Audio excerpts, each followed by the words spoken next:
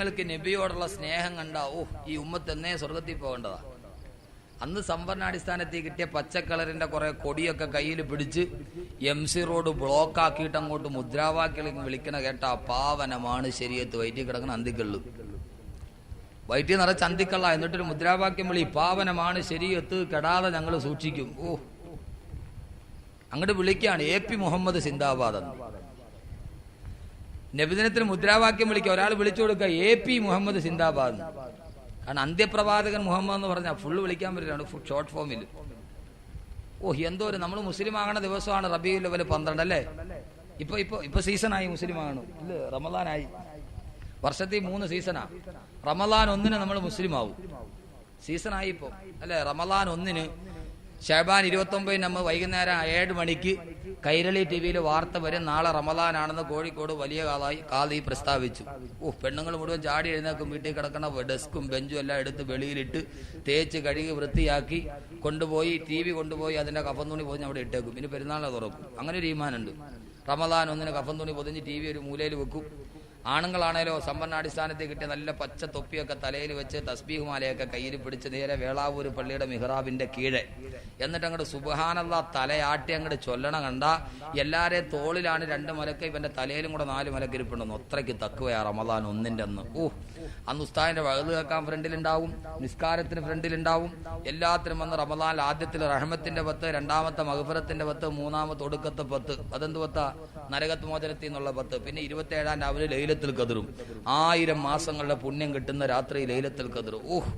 അന്നങ്ങടെ രാത്രി മുഴുവൻ ഇരുന്ന് കരഞ്ഞ് വിളിച്ച് ദുആയൊക്കെ ചെയ്ത് കൊള്ളാം, നല്ല പരിപാടി, അള്ളാഹു സ്വീകരിക്കും. പക്ഷെ അത് അന്ന് മാത്രം ചെയ്തിട്ട് കാര്യമില്ല. കണ്ടോ ഉസ്താദെ? റമദാൻ 12 റമദാനിൽ മാത്രം മുസ്ലിം ആകല, അത് പാടില്ല. ലൈലത്തുൽ ഖദ്ർ, ലൈലത്തുൽ ഖദ്ർ എന്ന് പറഞ്ഞാൽ എന്തുവാ? പണ്ടൊരാൾ 27-ാം രാവിലെ പള്ളിയിൽ പോയി, 27-ാം രാവിലെ ലൈലത്തുൽ ഖദ്റിന്റെ 1000 മാസത്തിന്റെ പ്രതിഫലം കിട്ടുന്ന രാത്രിയല്ലേ.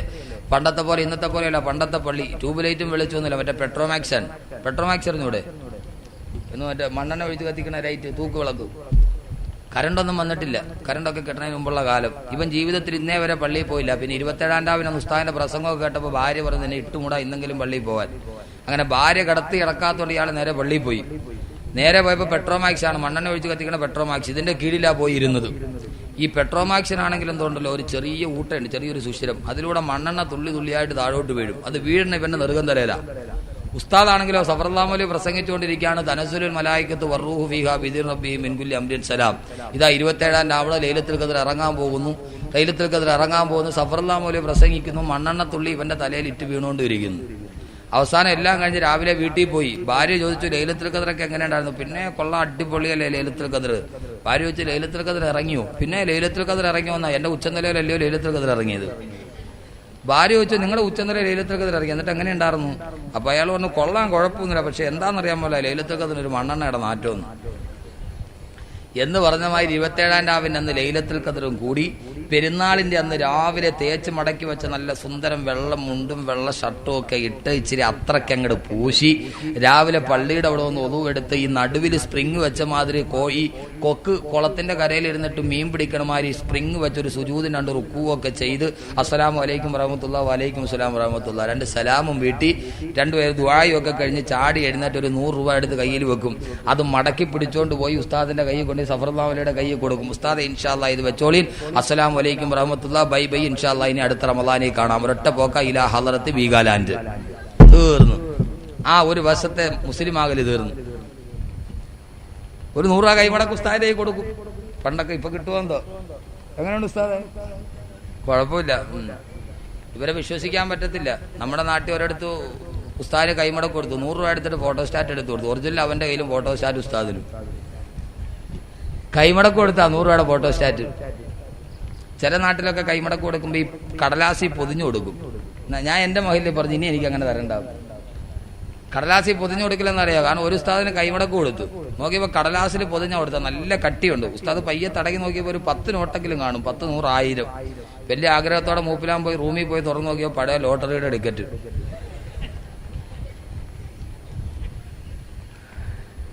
എന്ന് പറഞ്ഞാൽ റമദാനിൽ ഒരു മുസ്ലിം ആകലാണ്ട്. റമദാൻ 1 മുസ്ലിമാകും, പെരുന്നാളിന്റെ അന്ന് ഉച്ചയോടുകൂടി കാഫിറാവും. പിന്നെ എന്താ ഇവ മുസ്ലിം ആണെന്നറിയുമോ? പിന്നെ വലിയ പെരുന്നാളിൽ, അടുത്ത വലിയ പെരുന്നാളിന് പോത്തിറച്ചി തിന്നാൻ. അത് കഴിഞ്ഞാൽ പിന്നെ റബീഉൽ അവ്വൽ 12 സർവ്വ കാക്കാമാരും പള്ളിയിൽ വരും. എന്താണെന്നറിയോ? റബീഉൽ അവ്വൽ 12 സർവ്വ ആളുകളും വരും. കാരണം റാലിക്ക് പോയാൽ മതി, പള്ളിക്കകത്ത് കയറണ്ട. വലിയ പെരുന്നാളിനും ചെറിയ പെരുന്നാളിനും വരാത്ത ആളുകൾ പോലും എന്ത് ചെയ്യും? നബിദിനത്തിൽ വരും. കാരണം എന്താ? പള്ളിക്കകത്ത് കയറണ്ടല്ലോ. ഇതിനേക്കാളും വലിയ പെരുന്നാൾ വന്നിട്ട് വാപ്പ പള്ളിയിൽ പോയില്ല, പിന്നെ ഇപ്പൊ കൊച്ചു പെരുന്നാളിന് പോകണമെന്ന്. എന്റെ പ്രിയപ്പെട്ട സഹോദരങ്ങളെ, നമ്മെ സംബന്ധിച്ചോളം നമ്മുടെ പ്രവാചക സ്നേഹം ഇതൾ വിടർത്തുന്ന എപ്പോഴാണെന്നറിയോ? റബീഉൽ അവ്വൽ 12 നാഷണൽ ഹൈവേ ബ്ലോക്കാക്കിയിട്ട് വിളിക്കുമ്പോ. പക്ഷെ അതാണോ യഥാർത്ഥ സ്നേഹം? അള്ളാഹുവിന്റെ പ്രവാചകനോടുള്ള യഥാർത്ഥ അഭിനിവേശം അതാണോ? ബഹുമാനപ്പെട്ട സെയ്ദ് ബിൻ ഹാരിസ റളിയല്ലാഹു തആല അൻഹു, അള്ളാഹുവിന്റെ പ്രവാചകന്റെ വളർത്തുമകനായി പരിചയപ്പെടുത്തപ്പെട്ട സഹാബി. എങ്ങനെ വളർത്തുമകനായി എന്നറിയുമോ? ബഹുമാനപ്പെട്ട സെയ്ദ് ബിൻ ഹാരിസ റളിയല്ലാഹു തആല അൻഹു ചെറുപ്പകാലത്ത് മാതാപിതാക്കളുടെ കൂടെ ഒരു യാത്രയ്ക്ക് പോകുമ്പോൾ സെയ്ദ് ബിൻ ഹാരിസ എന്ന് പറയുന്ന കൊച്ചുമകനെ കൈവിട്ടുപോയി മാതാപിതാക്കൾക്ക്. സെയ്ദ് ബിൻ ഹാരിസ എന്ന് പറയുന്ന കൊച്ചുമകനെ അന്നത്തെ അടിമത്ത വ്യവസ്ഥിതി അനുസരിച്ച് അദ്ദേഹത്തെ ആരുടെ കയ്യിലോ കിട്ടി? അവർ അടിമക്കച്ചവടത്തിൽ കൊണ്ടുപോയി മക്കയിലുള്ള ഒരു പ്രമാണി അടിമയായി വാങ്ങിച്ചു. അള്ളാഹുവിന്റെ പ്രവാചകന്റെ ബന്ധുവായിരുന്നു അദ്ദേഹം ആ അടിമയായ സെയ്ദ് ബിൻ ഹാരിസയെ പ്രവാചകന് കൊടുത്തു. സെയ്ദ് ബിൻ ഹാരിസ പ്രവാചകന്റെ സാമീപ്യത്തിൽ പ്രവാചകന്റെ കൂടെ വളർന്നൊരു യുവാവായി അള്ളാഹുവിന്റെ പ്രവാചകന്റെ സന്തത സഹചാരിയായി തായിഫിലേക്ക് യാത്ര പോകുമ്പോഴും മർദ്ദിതനായ പ്രവാചകന്റെ കണ്ണീരപ്പാൻ സെയ്ദ് ബിൻ ഹാരിസ കൂടെയുണ്ടായിരുന്നു. സെയ്ദ് ബിൻ ഹാരിസ 18 വയസ്സുള്ള പക്വതയുള്ള യുവാവായി. മാതാപിതാക്കളാണെങ്കിലോ ചെറുപ്പത്തിലെ നഷ്ടപ്പെട്ടു പോയ മകനെ ഓർത്ത് കിന്നരായിരിക്കുമ്പോ ഏതോ ഒരു യാത്രാ സംഘം വന്ന് പറഞ്ഞു, നിങ്ങളുടെ മകൻ മുഹമ്മദ് എന്ന പ്രവാചകന്റെ കൂടെയുണ്ട്. കേട്ട പാതി കേൾക്കാത്ത പാതി. പേർഷ്യക്കാരായ മാതാപിതാക്കൾ അവിടെ നിന്നും ദൂരം സഞ്ചരിച്ച് വർഷങ്ങൾക്ക് ശേഷം തന്റെ മകനെ കാണാനുള്ള ആഗ്രഹത്തോടെ പ്രവാചകന്റെ സന്നിധിയിലെത്തി. തന്റെ പ്രിയപ്പെട്ട മകൻ ഒരു യുവാവായി നിൽക്കുന്നത് കാണുമ്പോ, ചെറുപ്പകാലത്തിലെ നഷ്ടപ്പെട്ടു പോയ മകൻ പലപ്പോഴും പത്രമാധ്യമങ്ങൾ നാം കാണാറുണ്ട്. കൈവിട്ടുപോയ മകനെ ഏതെങ്കിലും ചാരിറ്റബിൾ സദനങ്ങളിൽ വെച്ച് കാണുമ്പോ മാതാപിതാക്കളുടെ അപൂർവമായ ആ സംഗമത്തിന്റെ ഏറ്റവും വലിയ വർണ്ണ കാഴ്ചകളും അതിന്റെ വാർത്തകളും പത്രത്തിൽ കാണാറുണ്ട്. വർഷങ്ങളായി തന്റെ മകനെ കാണാറ് 18 വയസ്സുകാരനായ ചുറുചുറുക്കുള്ള ചെറുപ്പക്കാരനായി തന്റെ പ്രിയപ്പെട്ട മകനെ കാണുമ്പോ മാതാപിതാക്കൾ ആഹ്ലാദത്തോടെ സെയ്ദ് ബിൻ ഹാരിസ റളിയല്ലാഹു തആല അൻഹുവിനെ പൊന്നുമോനെ എന്ന് വിളിച്ച് മാതാവ് ഓടിക്കിടന്ന് കെട്ടിപ്പിടിച്ച് പരിരംഭണം ചെയ്യുമ്പോ അള്ളാഹുവിന്റെ പ്രവാചകൻ ആ സംഭവത്തിന് സാക്ഷിയായിട്ട് നിൽക്കുകയാ. അവസാനം മാതാപിതാക്കൾ പറയുന്നു, മോനെ സെയ്ദേ, വർഷങ്ങളായിട്ട് ഞങ്ങൾ നിന്നെ കാത്തിരിക്കുകയാ. ഇത്ര നാളും നിന്നെ കാണാതെ ഞങ്ങൾ വല്ലാതെ കരച്ചിലോടെ കാത്തിരിക്കുമ്പോ ദൈവം ഇതാ നിന്നെ ഞങ്ങളുടെ കൺമുന്നിൽ എത്തിച്ചിരിക്കുകയാ. അതുകൊണ്ട് മോനെ ഹാരിസ വരിക ഞങ്ങളുടെ കൂടെ. അള്ളാഹുവിന്റെ പ്രവാചകനോട് അനുവാദം ചോദിച്ചു. അള്ളാന്റെ റസൂലിന് വല്ലാത്ത വിഷമമാണ് സെയ്ദിനെ വിട്ടുകൊടുക്കാൻ. കാരണം ഒരു മകനെ പോലെ വളർത്തി സ്നേഹിച്ച തന്റെ പ്രിയപ്പെട്ട വളർത്തു മകന് അള്ളാന്റെ റസൂല് പറഞ്ഞു, സെയ്ദിന് ഇഷ്ടമാണെങ്കിൽ കൂട്ടിക്കൊണ്ടുപോവുക. സെയ്ദ് ബിൻ ഹാരിസ റളിയല്ലാഹു തആല അൻഹുവിനെ മാതാപിതാക്കൾ വിളിക്കുന്നു. ഒരു വിഭാഗത്ത് തന്റെ പ്രിയപ്പെട്ട പ്രവാചകൻ നിൽക്കുന്നു. സെയ്ദ് ബിൻ ഹാരിസക്ക് എന്ത് ചെയ്യണമെന്നറിയില്ല. വർഷങ്ങളായി കണ്ടുമുട്ടിയ മാതാപിതാക്കളുടെ കൂടെ തിരിച്ചു പോകണമോ, അതല്ല തന്റെ പ്രിയപ്പെട്ട ഹബീബിന്റെ കൂടെ നിൽക്കണമോ? ബഹുമാനപ്പെട്ട സെയ്ദ് ബിൻ ഹാരിസയുടെ മനസ്സ് വല്ലാത്ത സംഘർഷത്തിലാ. എന്ത് തീരുമാനമെടുക്കണമെന്നറിയില്ല. മാതാപിതാക്കൾ ആഗ്രഹത്തോടെ മകനെ ക്ഷണിക്കുമ്പോ അള്ളാന്റെ റസൂലിന്റെ റിസാലത്തിന്റെ ശരീരത്തിലേക്ക് കെട്ടിപ്പിടിച്ചു പൊട്ടിക്കരഞ്ഞുകൊണ്ട് സെയ്ദ് പറയുന്നത് എന്താ? ഇരുലോകത്തിന്റെ വെളിച്ചമായ പ്രവാചകൻ ഇവിടെ നിൽക്കുമ്പോ അള്ളാന്റെ പ്രവാചകനെ വിട്ടിട്ട് ഞാൻ ഒരിടത്തേക്കുമില്ല എന്ന് ബഹുമാനപ്പെട്ട സെയ്ദ് ബിൻ ഹാരിസ റളിയല്ലാഹു തആല അൻഹു പറയുമ്പോ, എന്റെ പ്രിയപ്പെട്ട സഹോദരങ്ങളെ, വർഷങ്ങൾക്ക് ശേഷം കണ്ടുമുട്ടിയ മാതാപിതാക്കളെ പോലും ഉപേക്ഷിച്ചിട്ട് അള്ളാന്റെ പ്രവാചകനെ കെട്ടിപ്പിടിച്ചു പരിരംഭണം ചെയ്ത ബഹുമാനപ്പെട്ട സെയ്ദ് ബിൻ ഹാരിസ, കുല്ലിൻ കാന ആബാഉകും വഅബ്നാഉകും വഇഖ്വാനുകും വഅദ്വാദുകും വഅശീറതുകും വഅംവാലുൻ ഇക്തറഫ്തുമുഹാ വതിജാറത്തുൻ തഖശൂന കസാറഹാ വമസാകിനു തർദൗനഹാ അഹബ്ബ ഇലൈക്കും മിനല്ലാഹി വറസൂലിഹി. സ്വന്തം മാതാപിതാക്കളൊക്കെ അല്ലാഹുവിന്റെ പ്രവാചകനെ സ്നേഹിച്ച സെയ്ദ് ബിൻ ഹാരിസ, ആ വ്യക്തിത്വത്തെക്കാൾ വലിയൊരു വ്യക്തിത്വം എന്താ? അല്ലാഹുവിന്റെ പ്രവാചകനെ അതുകൊണ്ട് അനുയായികൾ സ്നേഹിച്ചതെന്താ? ഒരാൾക്ക് മറ്റൊരാളോട് സ്നേഹം തോന്നാനുള്ള രണ്ടാമത്തെ കാരണം അവന്റെ വ്യക്തിത്വമാണെങ്കിൽ അള്ളാന്റെ പ്രവാചകന്റെ വ്യക്തിത്വത്തെ വെല്ലാൻ കഴിയുന്ന ഒരൊറ്റ വ്യക്തിത്വം പോലും ലോകചരിത്രത്തിന്റെ ഇന്നലകളിൽ കഴിഞ്ഞു പോയിട്ടില്ല എങ്കിൽ ഇന്നും മദീന റൗളയുടെ പള്ളിയുടെ ഓരത്ത് വിശ്രമിക്കുന്ന പ്രവാചകന്റെ തിരുസദസ്സിലേക്ക് ആയിരക്കണക്കിന് അനുയായികൾ ഒരു തീർത്ഥാടകരെ പോലെ കടന്നു ചെല്ലുമ്പോ വർത്തമാനകാല ലോകത്തിൽ നിന്ന് കടന്നു പോയിട്ട് 14 നൂറ്റാണ്ട് തികഞ്ഞിട്ടും ഇന്നും ഈ വേളാവൂർ പള്ളിയുടെ മുന്നിലിരിക്കുന്ന എന്റെയും നിങ്ങളുടെയും മനസ്സിൽ അല്ലാഹുവിന്റെ റസൂൽ എന്ന് പറയുമ്പോ കേൾക്കുമ്പോഴുണ്ടാകുന്ന വല്ലാത്തൊരു അനുഭൂതി ഉണ്ടല്ലോ, വല്ലാത്തൊരു സ്നേഹമുണ്ടല്ലോ.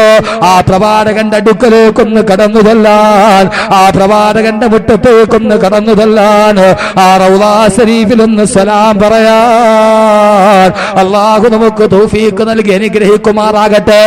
ആരെപ്പോലെ മലയാളത്തിന്റെ വീരപുത്രൻ വെളിയങ്കോട് ഉമറുൽ ഖാദിയെ പോലെ മലയാളത്തിന്റെ വീരചരിത്ര നായകർ അല്ലാഹുവിന്റെ റസൂലിന്റെ റൗളാ ശരീഫിന്റെ മുന്നിലെത്തിയിട്ട് യാ അക്റമൽ ഖുറമാനാഅതാബികും ഉമറുൽ ഫഖീർ മുർതദി ബിജനാബികും യർജുൽ ലിതാലൽ ബുകാഇ ബിബാബികും വദമ്മു മിൻ ഐനൈഹി സാല സജീമാ സല്ലു അലൈഹി വസല്ലിമു തസ്ലീമാ. അല്ലാഹുവിന്റെ പ്രവാചകന്റെ തിരുസമക്ഷത്തിലെത്തിയിട്ട് പ്രവാചകന്റെ റൗളാ ശരീഫിന്റെ ഗേറ്റ് പൂട്ടപ്പെട്ട് കിടക്കുകയാ. അകത്തേക്ക് കിടക്കാനുള്ള അനുവാദമില്ല. പാറാവുകാര് തടഞ്ഞു കഴിയുമ്പോ അള്ളാന്റെ പ്രവാചകന്റെ റൗളാ ശരീഫ് സിയാറത്ത് ചെയ്യാനുള്ള ആഗ്രഹത്തോടെ ആ കവാടത്തിന്റെ മുന്നത്തിൽ നിന്നിട്ട് ബഹുമാനപ്പെട്ട ഉമറുൽ ഖാദി വിളിച്ചു പറയുകയാ, കണ്ണിലൂടെ കണ്ണുനീര് തടന്തല്ലേ ആത്തൊടുകയാ. യാ അക്റമൽ ഖുറമാനാഅതാബികും ഉമറുൽ ഫഖീർ മുർതദി ബിജനാബികും യർജുൽ ലിതാലൽ ബുകാഇ ബിബാബികും വദമ്മു മിൻ ഐനൈഹി സാല സജീമാ സല്ലു അലൈഹി വസല്ലിമു തസ്ലീമാ. അല്ലാഹുവിന്റെ നബിയെ, പാവപ്പെട്ട ഉമറുൽ ഖാദി അങ്ങയുടെ സമക്ഷത്തിലെത്തിയിരിക്കുന്നു നബിയേ. എന്താണെന്നറിയുമോ? പാപങ്ങൾ കൊണ്ട് പങ്കിലമായ എന്റെ ശരീരവുമായി അങ്ങയുടെ മുന്നിൽ ഞാൻ എത്തിയിട്ട് അങ്ങയുടെ സിയാറത്തിന് വേണ്ടി കാത്തു നിൽക്കുന്നു നബിയേ. സഹോദരങ്ങളെ, റൗളാ ശരീഫിന്റെ ഓരത്ത് ചെന്ന് കണ്ണുനീരുകൾ സാക്ഷി നിർത്തി, അശ്രുബിന്ദുക്കൾ സാക്ഷി നിർത്തി. മരണത്തിന് ശേഷം 14 നൂറ്റാണ്ട് കഴിഞ്ഞിട്ടും അനുയായികളുടെ മനസ്സിൽ ഒരു മായാത്ത വിഗ്രഹം പോലെ, ഒരു കനക വിഗ്രഹം പോലെ പ്രതിഷ്ഠിക്കപ്പെട്ട ഏറ്റവും വലിയ വ്യക്തിത്വത്തിന്റെ ഉടമേ നബി മുഹമ്മദ് മുസ്തഫ വിവിധമായ മേഖലകളിലൂടെ പാവങ്ങളുടെ പുനരുദ്ധാരകനായി, അനാഥകളുടെ സംരക്ഷകനായി, സ്ത്രീത്വത്തിന്റെ വിമോചകനായി ലോകത്ത് പ്രവാചകന്റെ വ്യക്തിത്വം പറയാൻ ഒരാൾക്കും കഴിയില്ല. ആ പ്രവാചകനെ കുറിച്ച് ചിന്തിക്കാൻ ഒരാൾക്കും കഴിയില്ല. അതുകൊണ്ടാണ് ഇമാം ബൂസൂരി പറഞ്ഞത്, അള്ളാന്റെ പ്രവാചകനെ കുറിച്ച് പറയാൻ എന്റെ വാക്കുകൾ ഞാൻ ഇവിടെ നിർത്തുകയാ. അള്ളാന്റെ പ്രവാചകനെ കുറിച്ച് പറയാൻ ആർക്കാ കഴിയുക? ഇമാം ബൂസൂരിയുടെ വാക്കുകൾ കടമെടുക്കട്ടെ. ഇമാം ബൂസൂരി അങ്ങേക്ക് അല്ലാഹു അനുഗ്രഹം നൽകട്ടെ. കശംസി തൽഹറുലിൽ ഐനൈനി മിൻ ബുഅദി സഗീറതൻ വതുകിൽ ലുതർഫ മിൻ നമീമി. ഇമാം ബൂസൂരി അല്ലാഹുവിന്റെ പ്രവാചകനെ കുറിച്ച് പറഞ്ഞതാ. പ്രവാചകൻ എന്ന് പറഞ്ഞാൽ കശംസി, ഒരു സൂര്യനെ പോലെയാ. എന്താ സൂര്യന്റെ അവസ്ഥ എന്താണെന്നറിയുമോ? തൽഹറുലിൽ ഐനൈനി മിൻ ബുഅദിൻ സഗീറതൻ, താഴ്ഭാഗത്ത് നിന്നിട്ട് ഭൂമിയിൽ നിന്നിട്ട് അങ്ങ് അകലെ നിൽക്കുന്ന സൂര്യനെ നോക്കിയാല് അത് വളരെ ചെറുതായിട്ടാണ് നമുക്ക് തോന്നുക. ഈ ഭൂമിയിൽ നിന്ന് 14,95,97,906 കിലോമീറ്റർ അകലെ നിൽക്കുന്ന സൂര്യഗോളമുണ്ടല്ലോ. ഈ ഭൂമിയിൽ നിന്ന് നമ്മൾ നോക്കിയാൽ അതിന്റെ അവസ്ഥ എന്താ? തൽഹറുലിൽ ഐനൈനി മിൻ ബുഅദിൻ സഗീറ, അങ്ങ് അകലോട്ട് നോക്കുമ്പോൾ ചെറിയൊരു പപ്പടവട്ടത്തിൽ ആ സൂര്യനെ കാണുക. അതിനെക്കുറിച്ച് നമുക്കൊന്നും അറിയാൻ കഴിയില്ല. അങ്ങ് അകലെ നിന്ന് നോക്കിയാൽ സൂര്യനെ കുറിച്ചൊന്നും അറിയില്ല. പക്ഷയോ വതുകില്ലു തർഫ മിൻ നമീമി, അതിന്റെ അടുക്കലേക്ക് ചെന്നാന്ന് കരിയാലോ ചൂട് കാരണാത്ത് കത്തിക്കരിച്ച് ഈ ആമ്പാട്ടകളെ പോലെ തകർന്നു വീടും. അള്ളാന്റെ പ്രവാചകൻ ഇങ്ങനെയാ. അങ്ങ് അകലെ നിന്ന് നോക്കിയാലോ ഒന്നും അറിയില്ല, അടുത്തോട്ട് പോയാലോ ചിന്തിക്കാൻ കഴിയുന്നതിന്റെ അപ്പുറമാ.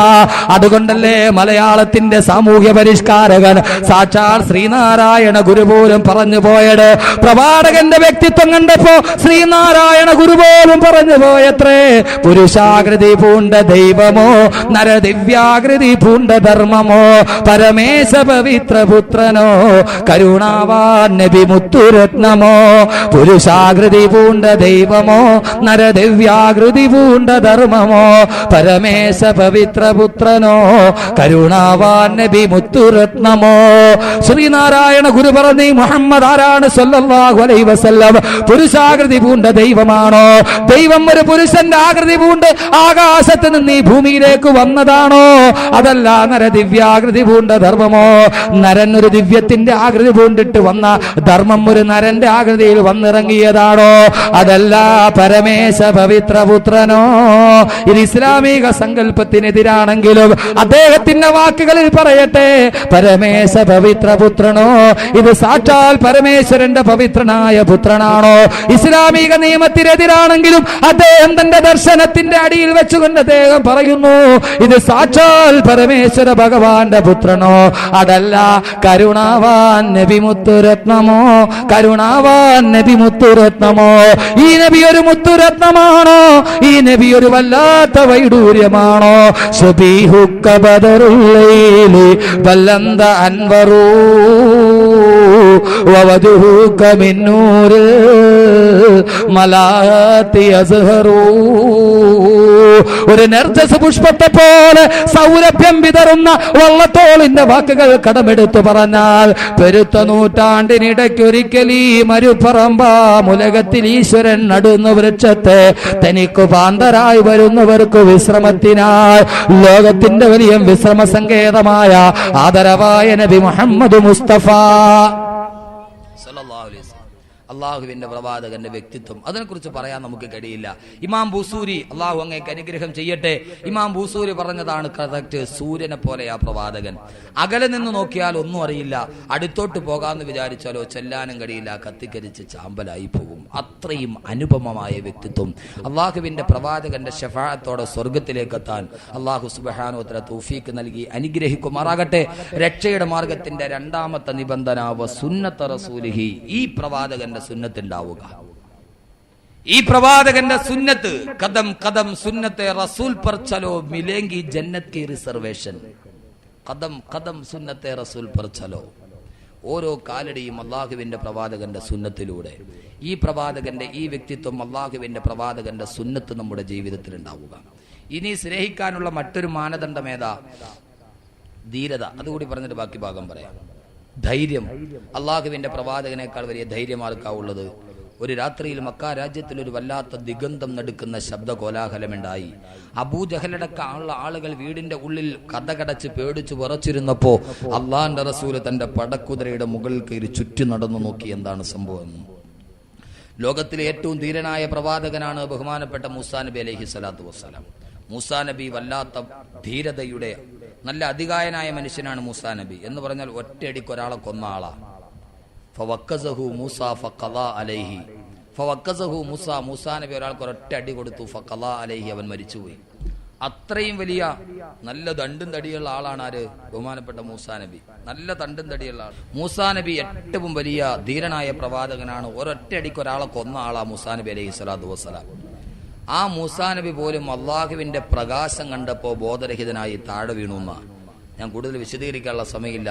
പക്ഷേ അള്ളാഹുവിന്റെ പ്രവാചകൻ നബി മുഹമ്മദ് മുസ്തഫ മിഅ്റാജിന്റെ രാത്രിയിൽ പാതിരാത്രിയിൽ ഉമ്മുഹാനി റളിയല്ലാഹു തആല അൻഹയുടെ വീട്ടിൽ കിടന്നുറങ്ങിയ പ്രവാചകൻ ജിബ്രീൽ അലൈഹിസ്സലാത്തു വസ്സലാമിന്റെ അകമ്പടിയോടെ ബുറാഖ് എന്ന അതിശീഘ്ര വാഹനത്തിൽ കയറി ഉമ്മുഹാനിയുടെ വീട്ടിൽ നിന്ന് മസ്ജിദുൽ ഹറാമിലേക്കും അവിടെ നിന്ന് മസ്ജിദുൽ അഖ്സയിലേക്കും അവിടെ നിന്നും സപ്തവാനങ്ങളും താണ്ടിക്കടന്ന് അള്ളാഹുവിന്റെ ആലമുൽ ജബറൂത്തും മലക്കൂത്തും നാസൂമുത്തും ഒക്കെ താണ്ടിക്കടന്ന് ഒന്നാനാകാശവും രണ്ടാനാകാശവും മൂന്നാനാകാശവും നാലാനാകാശവും അഞ്ചാം ആകാശവും ആറാം ആകാശവും ഏഴാം ആകാശവും താണ്ടിക്കടന്ന് അതീവ രഹസ്യമായ അഭൗതികമായ അനന്യ സാധാരണമായ അതീന്ദ്രിയമായ കഴിവുകൾ കൊണ്ട് മാത്രം ദർശിക്കാൻ കഴിയുന്ന അള്ളാഹുവിന്റെ അത്യുന്നതമായ ആഖിറത്തിന്റെ അതിസീമകൾ മുഴുവനും ലംഘിച്ച് മലക്കായ പ്രകാശം കൊണ്ട് സൃഷ്ടിക്കപ്പെട്ട ജിബ്രീലിന് പോലും കടന്നെത്താൻ കഴിയാത്ത, ജിബ്രീലിന് പോലും പ്രവേശനാനുമതി നിഷേധിക്കപ്പെട്ട പ്രത്യേകമായ സാഹചര്യം കൊണ്ട് ജിബ്രീലിന് പോലും താങ്ങാൻ കഴിയാത്ത, അള്ളാഹു ശക്തമായ പ്രകാശത്തിൽ നിന്ന് സൃഷ്ടിക്കപ്പെട്ട മലക്കിന് പോലും ചെന്നെത്താൻ കഴിയാത്ത രഹസ്യങ്ങളുടെ കലവറ കലവറയും കടന്ന്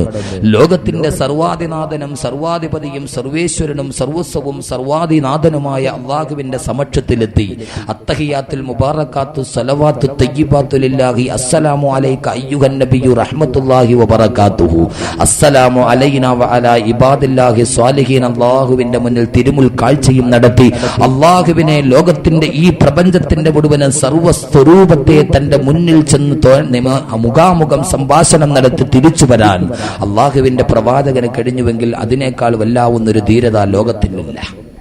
ഈ ലോകത്തിന്റെ സർവാധിനാഥന്റെ മുന്നിൽ ഒരു ചാൺ മുന്നിൽ ചെന്നിട്ട് അഭിമുഖ സംഭാഷണം നടത്തി തിരിച്ചു വരാൻ അള്ളാന്റെ പ്രവാചകന് കഴിഞ്ഞാൽ അതിനേക്കാൾ വലിയൊരു ധൈര്യം ലോകത്തില്ല. ഉണ്ടോ? സപ്തവാനങ്ങളും താണ്ടിക്കടന്ന അള്ളാന്റെ മുന്നിലെത്തി 7 ആകാശവും അതുമായിട്ട് തിരിച്ചു വന്നു. 50 വക്കത്ത് നമസ്കാരമായി.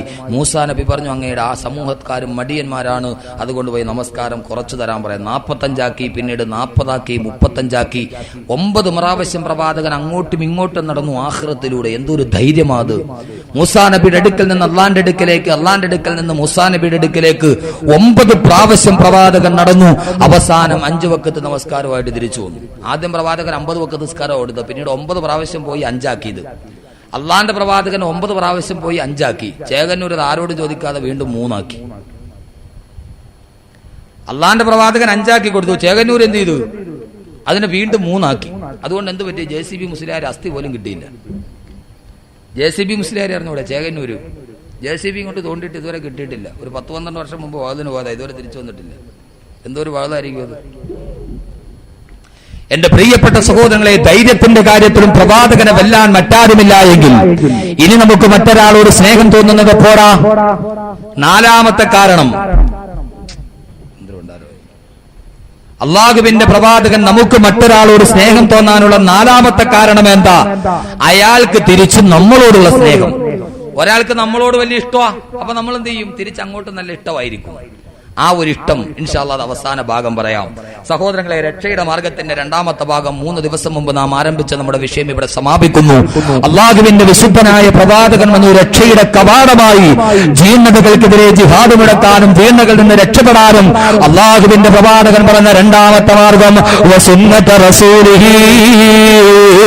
അള്ളാഹുവിന്റെ പ്രവാചകന്റെ ജീവിത ക്രമം ഏതാണോ, അള്ളാഹുവിന്റെ പ്രവാചകന്റെ ജീവിതചര്യ ഏതാണോ, അത് എന്റെയും നിങ്ങളുടെയും ജീവിതത്തിൽ ഉണ്ടാവുക. പക്ഷേ നമ്മെ സമത്തോളം പ്രവാചകനോടുള്ള സ്നേഹം നമ്മൾ പറയുമ്പോഴും അള്ളാഹുവിന്റെ പ്രവാചകനോടുള്ള പ്രേമം നമ്മൾ പറയുമ്പോഴും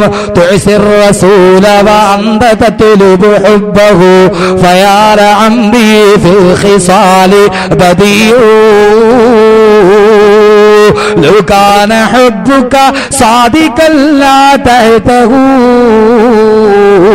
إن المحب لمن يحب مطيع تعصي الرسول وأنت تطلب حبه.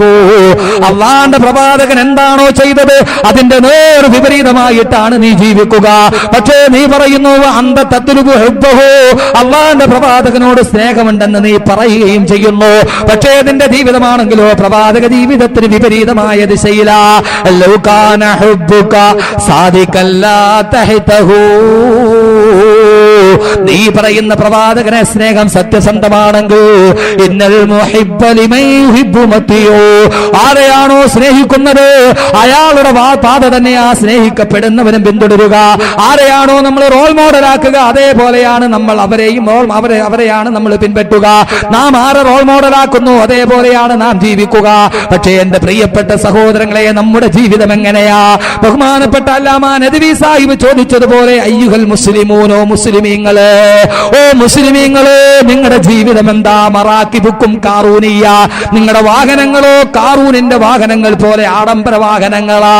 ബുയൂത്തുക്കും കിസ്റവിയ, നിങ്ങളുടെ വീടുകളോ കിസ്റ രാജാവിന്റെ കൊട്ടാരങ്ങൾക്ക് സമാനമായ വീടുകളാ. മാത്രമോ ബുയൂത്തുക്കും കൈസരിയ, നിങ്ങൾ താമസിക്കുന്നത് കൈസറിന്റെ കോട്ടകൊത്തളങ്ങളെ പോലെ ലജ്ജിപ്പിക്കുന്ന കോട്ടകളാ. മാത്രമോ മനാഹിബുക്കും ശൈത്താനിയ, നിങ്ങളുടെ ചിന്തകൾ ശൈത്താന്റെ ചിന്തകളാ. അഫ്ആലുക്കും ജാഹിലിയ, നിങ്ങളുടെ പ്രവർത്തനങ്ങൾ ജാഹിലിയ കാലഘട്ടത്തെക്കാൾ അതപ്പതിച്ച പ്രവർത്തനങ്ങളാ. അഫ്കാറുക്കും ഫിർഔനിയ, നിങ്ങളുടെ ചിന്തകളോ ഫിറഔന്റെ ചിന്തകളാ, വലിയവനെന്ന ഭാവമാ നിങ്ങളുടെ മനസ്സില്. ഫഅയ്ന ശരീഅത്തു മുഹമ്മദിയ, അള്ളാന്റെ പ്രവാചകന്റെ ശരീഅത്ത് എവിടെ പോയി സഹോദരങ്ങളെ?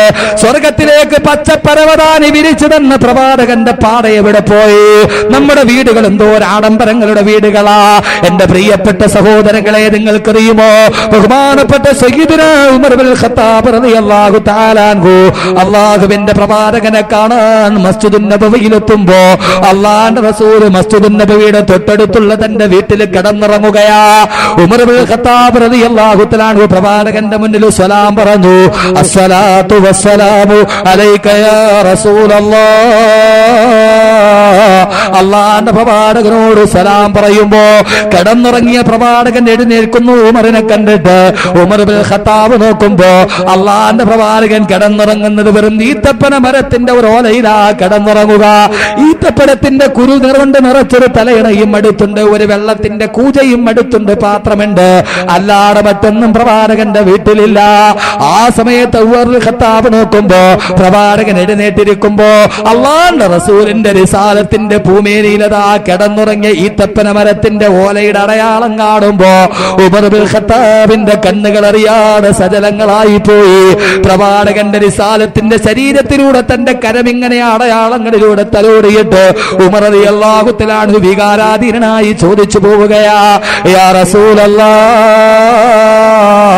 അല്ലാഹുവിന്റെ തിരുദൂതരെ, അല്ലാഹുവിനെ ധിക്കരിക്കുന്ന കിസ്റയുടെയും കൈസറിന്റെയും കൊട്ടാരത്തിന്റെ സർവാധിപതികളായ തമ്പുരാക്കന്മാര് അവര് സ്വർണ്ണ നൂലുകൾ കൊണ്ട് നെയ്തുണ്ടാക്കപ്പെട്ട കട്ടിലിൽ കിടന്നിറങ്ങുമ്പോ, സ്വർണ്ണ ചഷകങ്ങളിൽ അവര് പാനം ചെയ്യുമ്പോ, അന്തപുരത്തിന്റെ തോടിമാർ അവർക്ക് വെഞ്ചാമരം വീശി കൊടുക്കുമ്പോ, അവർ ഉന്നതമായ പട്ടുമെത്തകളിൽ ശയനം നയിക്കുമ്പോ അള്ളാന്റെ പ്രിയപ്പെട്ട ഹബീബായ അങ്ങീത്തപ്പന മരത്തിന്റെ മടലിൽ കിടന്നിറങ്ങുന്ന നബിയെ, ആ ഈത്തപ്പന മരത്തിന്റെ അടയാളം അങ്ങയുടെ റിസാലത്തിന്റെ ശരീരത്ത് പതിയുന്നത് കണ്ടിട്ട് ഉമറിന് സഹിക്കാൻ കഴിയുന്നില്ല നബിയെ എന്ന് പറയുമ്പോ അള്ളാന്റെ റസൂല് ചോദിക്കുന്നു, ഉമറേ, നിനക്ക് ദുനിയാവിന്റെ ആഡംബരങ്ങളാണോ അതല്ല ആഖിറത്തിന്റെ സുഖമാണോ നിനക്ക് വേണ്ടത്?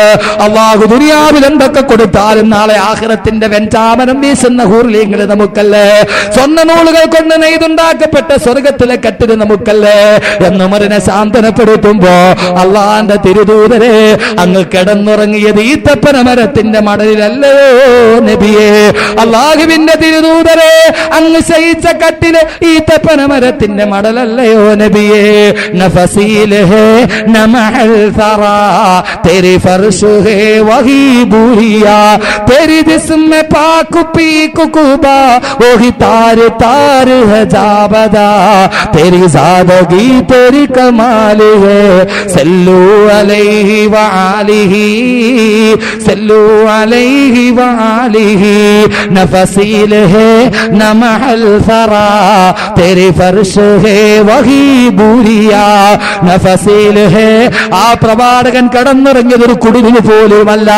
നമഹൽ സറ, പ്രവാചകൻ ഒരു കോട്ടകളുമില്ല.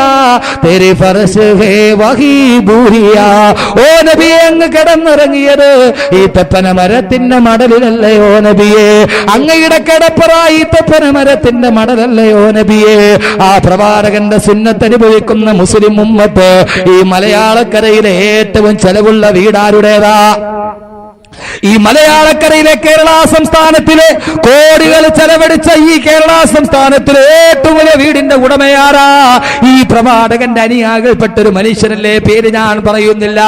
ആ പ്രവാചകൻ കൊളുത്തി തന്ന ലാളിത്യത്തിന്റെ പ്രതീകം എവിടെ പോയി? പ്രവാചകൻ കൊളുത്തി തന്ന ആ എളിമയുടെ പ്രത്യാശയുടെ കിരണങ്ങൾ എവിടെ പോയി?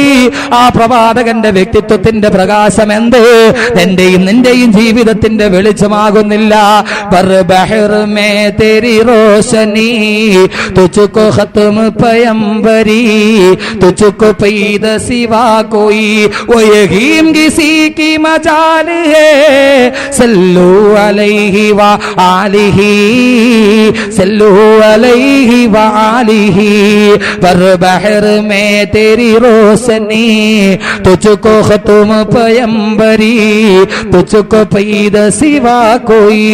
ആ പ്രവാചകൻ കൊളുത്തി തന്ന വെളിച്ചം അള്ളാന്റെ പ്രവാചകൻ ഈ ലാളിത്യത്തോടെ ജീവിക്കുമ്പോ കോട്ട കൊത്തളങ്ങളിൽ കിടന്നുറങ്ങുന്ന ശീതീകരിച്ച റൂമിലേക്ക് ഒരു കൊതുകിന് പോലെ പോലും കടന്നു വരാത്ത രീതിയിൽ ശീതീകരിച്ച കോൺക്രീറ്റിന്റെ സൗധങ്ങളിൽ കടന്നുറങ്ങുന്ന എന്റെ പ്രിയപ്പെട്ട മുസ്ലിം ഉമ്മത്തെ, ചോർന്നൊലിക്കുന്ന ചെറ്റപ്പുരകളിൽ അന്തി ഉറങ്ങാൻ കഴിയാറ് അനേകായിരങ്ങൾ വിറക് കൊല്ലികളെ പോലെ കടത്തിണ്ണകളിൽ വിറങ്ങലിച്ച് കിടക്കുമ്പോ എന്റെ പ്രിയപ്പെട്ട മുസ്ലിം ഉമ്മത്തെ, നിങ്ങൾ കടന്നുറങ്ങുന്നത് ഏത് വേട്ടിയ കോൺക്രീറ്റ് സൗധങ്ങളിലാ?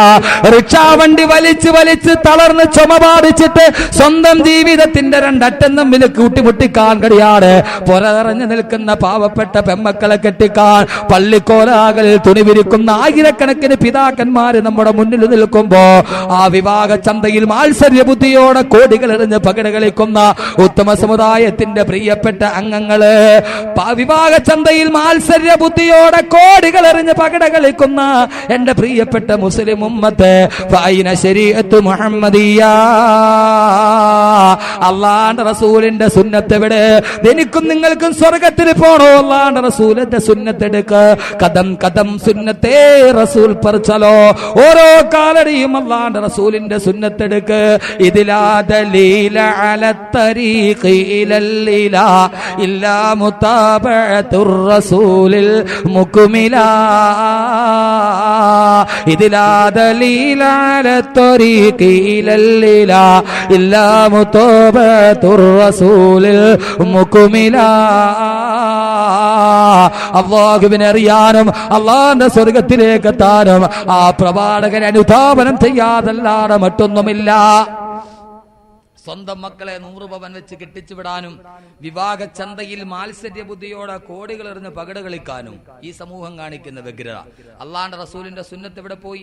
ഫാത്തിമത്തു സഹറ എന്ന പൊന്നുമോളെ വിവാഹം കഴിച്ചു കൊടുക്കുമ്പോൾ പ്രവാചകൻ കൊടുത്ത സ്ത്രീധനം എത്രയാ, മഹർ എത്രയാ, പ്രവാചകൻ കൊടുത്ത വീടിന്റെ ഏക്കർ എത്രയാ? നമ്മുടെ മുന്നിലോ എന്റെ പ്രിയപ്പെട്ട സഹോദരങ്ങളെ, ജീർണതകൾക്കെതിരെ ജിഹാദ് മുടക്കുമ്പോൾ വിവാഹത്തിന്റെ സദസ്സുകളിൽ നടത്തപ്പെടുന്ന ധൂർത്തിന്റെയും മാർഭാടത്തിന്റെയും അനാവശ്യത്തിന്റെയും അതിര് കവിയുടെയും ഏറ്റവും വലിയ ജീർണതകൾ ഈ സമൂഹത്തെ ഗ്രസിച്ചുകൊണ്ടേയിരിക്കുന്നു. അള്ളാന്റെ പ്രവാചകൻ ഈത്തപ്പന മരത്തിന്റെ മടലിൽ കടന്നുറങ്ങുമ്പോഴും ഈ പ്രവാചകന്റെ അനുയായിയാണ് കേരളത്തിലെ ഏറ്റവും വലിയ ചെലവുള്ള വീടിന്റെ ഉടമ, അല്ലേ? കേരള സംസ്ഥാനത്തിലെ 40 കോടി രൂപ വെച്ച് മടക്കിയ വീടിന്റെ ഉടമയാരാ? ഉത്തമ സമുദായത്തിന്റെ മെമ്പർഷിപ്പ് ഉള്ള ആള്. പേരൊന്നും ഞാൻ പറയുന്നില്ല, പത്രം വായിക്കണവർക്കറിയാം. എന്റെ പ്രിയപ്പെട്ട സഹോദരങ്ങളെ, അള്ളാന്റെ പ്രവാചകന്റെ ഫൈന ശരീഅത്ത് മുഹമ്മദിയ്യ, പ്രവാചകന്റെ ശരീഅത്ത് എവിടെ പോയി? എന്റെ പ്രിയപ്പെട്ട മുസ്ലിം പെങ്ങളെ, അള്ളാഹുവിന്റെ റസൂലിന്റെ ശരീഅത്ത് എവിടെ പോയി? സുന്നത്ത് എവിടെ പോയി? എവിടെ പോയി? വിവാഹ ചന്തയിൽ എന്തൊക്കെ ആർഭാടങ്ങളാ വിവാഹങ്ങളിൽ. ഇവിടെ വിവാഹം നടക്കുന്ന അവിടെ വീടുകളിൽ, ആഡിറ്റോറിയത്തിൽ അല്ലേ? നമ്മുടെയൊക്കെ നാട്ടിൽ കൂടുതലും വീടുകളിലാണ് വിവാഹം നടക്കുക. ഇവിടെ ആഡിറ്റോറിയത്തിൽ ചെന്ന് പോണം, മാണും പെണ്ണും കൂടിക്കലർന്ന്.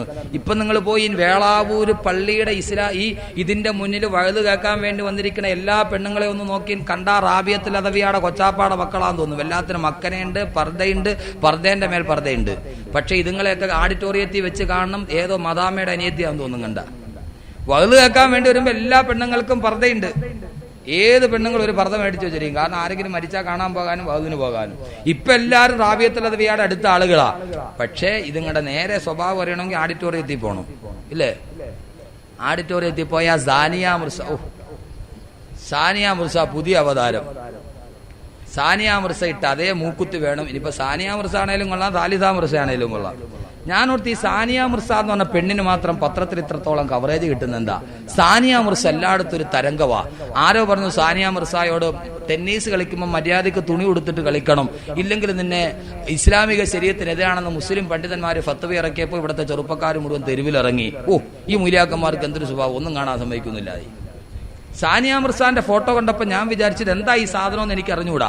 അപ്പൊ ഒരു ദിവസം ഈ വലിയ വിവാദമൊക്കെ നടത്തിയപ്പോ ഈ സാനിയ മിർസ, ഏതായാലും ഞാൻ ഒരു ദിവസം മലയാള മനോരമയുടെ ഫ്രണ്ടിൽ പേജിൽ സാനിയ മിർസാന്റെ ഫോട്ടോ ഞാൻ കണ്ടപ്പം വിചാരിച്ചു ആളുകൾ വെറുതെ അല്ല പറഞ്ഞ, കണ്ടപ്പോഴേ മനസ്സിലായി പട്ടയം കിട്ടാത്ത പ്രദേശമാണ് കൂടുതലും.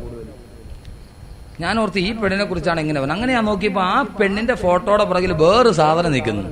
നോക്കിയപ്പോ ഇതുടുത്തതിന്റെ പകുതി തുണി പോലും അതും എടുത്തിട്ടില്ല. ആരാന്നറിയാവോ? നസീമ മിർസ, അവളുടെ ഉമ്മ യാത്ര. ഉമ്മാക്ക് ഇത്ര അല്ലെങ്കിൽ പിന്നെ മോളുടെ കാര്യം പറയേണ്ട കാര്യമുണ്ടോ? പണ്ടത്തെ ആളുകൾ പറയും ഉമ്മ വേലിയാടിയാ മോള് മതിലിയാടുമെന്ന്. എന്റെ പ്രിയപ്പെട്ട സഹോദരങ്ങളെ, സാനിയ മിർസാനെ പോലെ ലജ്ജിപ്പിക്കുന്ന വേഷവിധാനങ്ങൾ ആ മുസ്ലിം പെണ്ണിന് കല്യാണത്തിന്റെ സദസ്സിൽ. ഞാനൊന്ന് ചോദിച്ചോട്ടെ, ഈ കല്യാണത്തിന് ഈ പെണ്ണുങ്ങൾ മുഴുവൻ പോകണം എന്തിനാ? പോകേണ്ട ആവശ്യമുണ്ടോ? ക്ഷണത്തിന് ഉത്തരം കൊടുക്കണം. ഒന്നുകിൽ പ്രായപൂർത്തിയായ ആമക്കളെ ഉടനെ ഓഡിറ്റോറിയത്തിൽ, ഇല്ലേ ഭർത്താക്കന്മാരോട് പോയിട്ട് വരാൻ പറയണം. ഇതല്ലെങ്കിൽ ഇനിയിപ്പോൾ പോകേണ്ടി വന്നോ, തലേ ദിവസം എങ്ങാനും കല്യാണ വീട്ടിൽ പർദ്ദയിട്ട് നല്ല രീതിയിൽ പോയിട്ട് വരണം. കല്യാണം എന്ന് കേട്ടാൽ പിന്നെ ചാകര മാതിരി അങ്ങടെ ഇറങ്ങല. ആഡിറ്റോറിയം നിറച്ച് ഈ കുളത്തിൽ വാൽമാക്രി കുഞ്ഞുങ്ങൾ കിടന്നിട്ട് പൊളയണ മാതിരി നിക്കാഹ് അങ്ങോട്ട് നടക്കും. ഇവിടെ വേറൊരു സൈസ് പരിപാടി നടക്കും. എന്നിട്ടോ ജീർണതകൾക്കെതിരെ ജിഹാഡ് മുടക്കുമ്പോൾ അല്ലാഹുവിന്റെ റസൂലിന്റെ സുന്നത്ത് ഇവിടെ പോയി. നിക്കാഹിന്റെ സുന്നത്ത് എന്ന് പറഞ്ഞാൽ എന്താ? നിക്കാഹ് എന്താ? 10,000 പേരെ വിളിച്ചു കൂട്ടി 10,000 രൂപ ആഡിറ്റോറിയത്തിന് വാടകയും കൊടുത്ത് 5,000 രൂപ ടി വിക്കാരനും വീഡിയോയും കൊടുത്ത് തൊലിവെളുത്ത പെണ്ണുങ്ങളെ മുഴുവനും മുമ്പിൽ കൊണ്ടുപോയി ആഡിറ്റോറിയത്തിന്റെ മുൻപിലിരുത്തിയിട്ട് കുറെ താലയും കെട്ടിട്ട് നടത്തലാണ് നിക്കാഹ്. നിക്കാഹ് എന്ന് പറഞ്ഞാൽ എന്താ? 2 സാക്ഷികൾ അവരുടെ സാന്നിധ്യത്തിൽ പെണ്ണിന്റെ പിതാവ് വരന്റെ കയ്യിൽ പിടിച്ചിട്ട് കൊടുക്കണം, മോനെ എന്റെ മോളെ നിന്നെ ഏൽപ്പിച്ചേക്കാ ദൗജ തുക്ക വാങ്കഹു തുക്ക പറഞ്ഞ് ഏൽപ്പിക്കണം. തീർന്നു, അത്രേ ഉള്ളൂ നിക്കാഹ്. അല്ലാതെ ഈ പറഞ്ഞ കോലാഹലമൊന്നും കല്യാണത്തിന് വേണ്ട. ഇത് പെണ്ണിന്റെ ചെറുക്കൻ ആങ്ങളെ ഇങ്ങനെ കാത്തിരിക്കും ആഡിറ്റോറിയത്തിന്റെ വേണ്ടി. പുതിയാപ്പിള വന്നങ്ങടെ ഇറങ്ങുമ്പോൾ ഈ ആങ്ങളയുടെ കയ്യിൽ ഒരു സാധനം ഉണ്ടാവും. അത് ഇതിനു മുമ്പ് കണ്ടിട്ടിരിക്കുന്ന പുരാണത്തിൽ ഹനുമാന്റെ കയ്യിലാണ്. ആ സാധനം എടുത്തിട്ട് ഇറങ്ങി വന്ന പുതിയാപ്പിളയുടെ കൈ കൊടുക്കും. ഇന്നാടാ പിടിച്ചോ, ഇതിനേക്കാളും വലിയ അതാപായി നിനക്ക് ഇതിന്റെ പുറകെ വരാൻ പോണത്. എന്റെ പെങ്ങള് ഇന്നാ നീ ഇത് പിടിച്ചോ. പൂച്ചണ്ട് കൊടുക്കല് ഏതടിസ്ഥാനത്തിൽ? അത് ഇസ്ലാമിക സംസ്കാരമാ. പിന്നീട് എന്താ കല്യാണം എന്ന് പറഞ്ഞാൽ പിന്നെ 1-2 ദിവസം കൊണ്ട് തീരുവോ ഈ സാധനം? കല്യാണത്തിന്റെ പേരിൽ ഏറ്റവും കൂടുതൽ അനാചാരങ്ങൾ നടക്കുന്നത് കൊല്ലം, തിരുവനന്തപുരം ജില്ലകളിലാണ്. ഇപ്പൊ നിങ്ങൾ എന്ത് ചെയ്താലും ശരി. നമ്മുടെ നാട്ടിലൊന്നും ഇത്രയില്ല.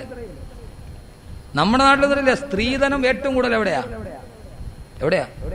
കൊല്ലം, തിരുവനന്തപുരം ജില്ല. എൻ്റെ ഒരു കൂട്ടുകാരൻ ഇപ്പൊ സ്ത്രീധനം മേടിക്കുന്ന എങ്ങനെയാ?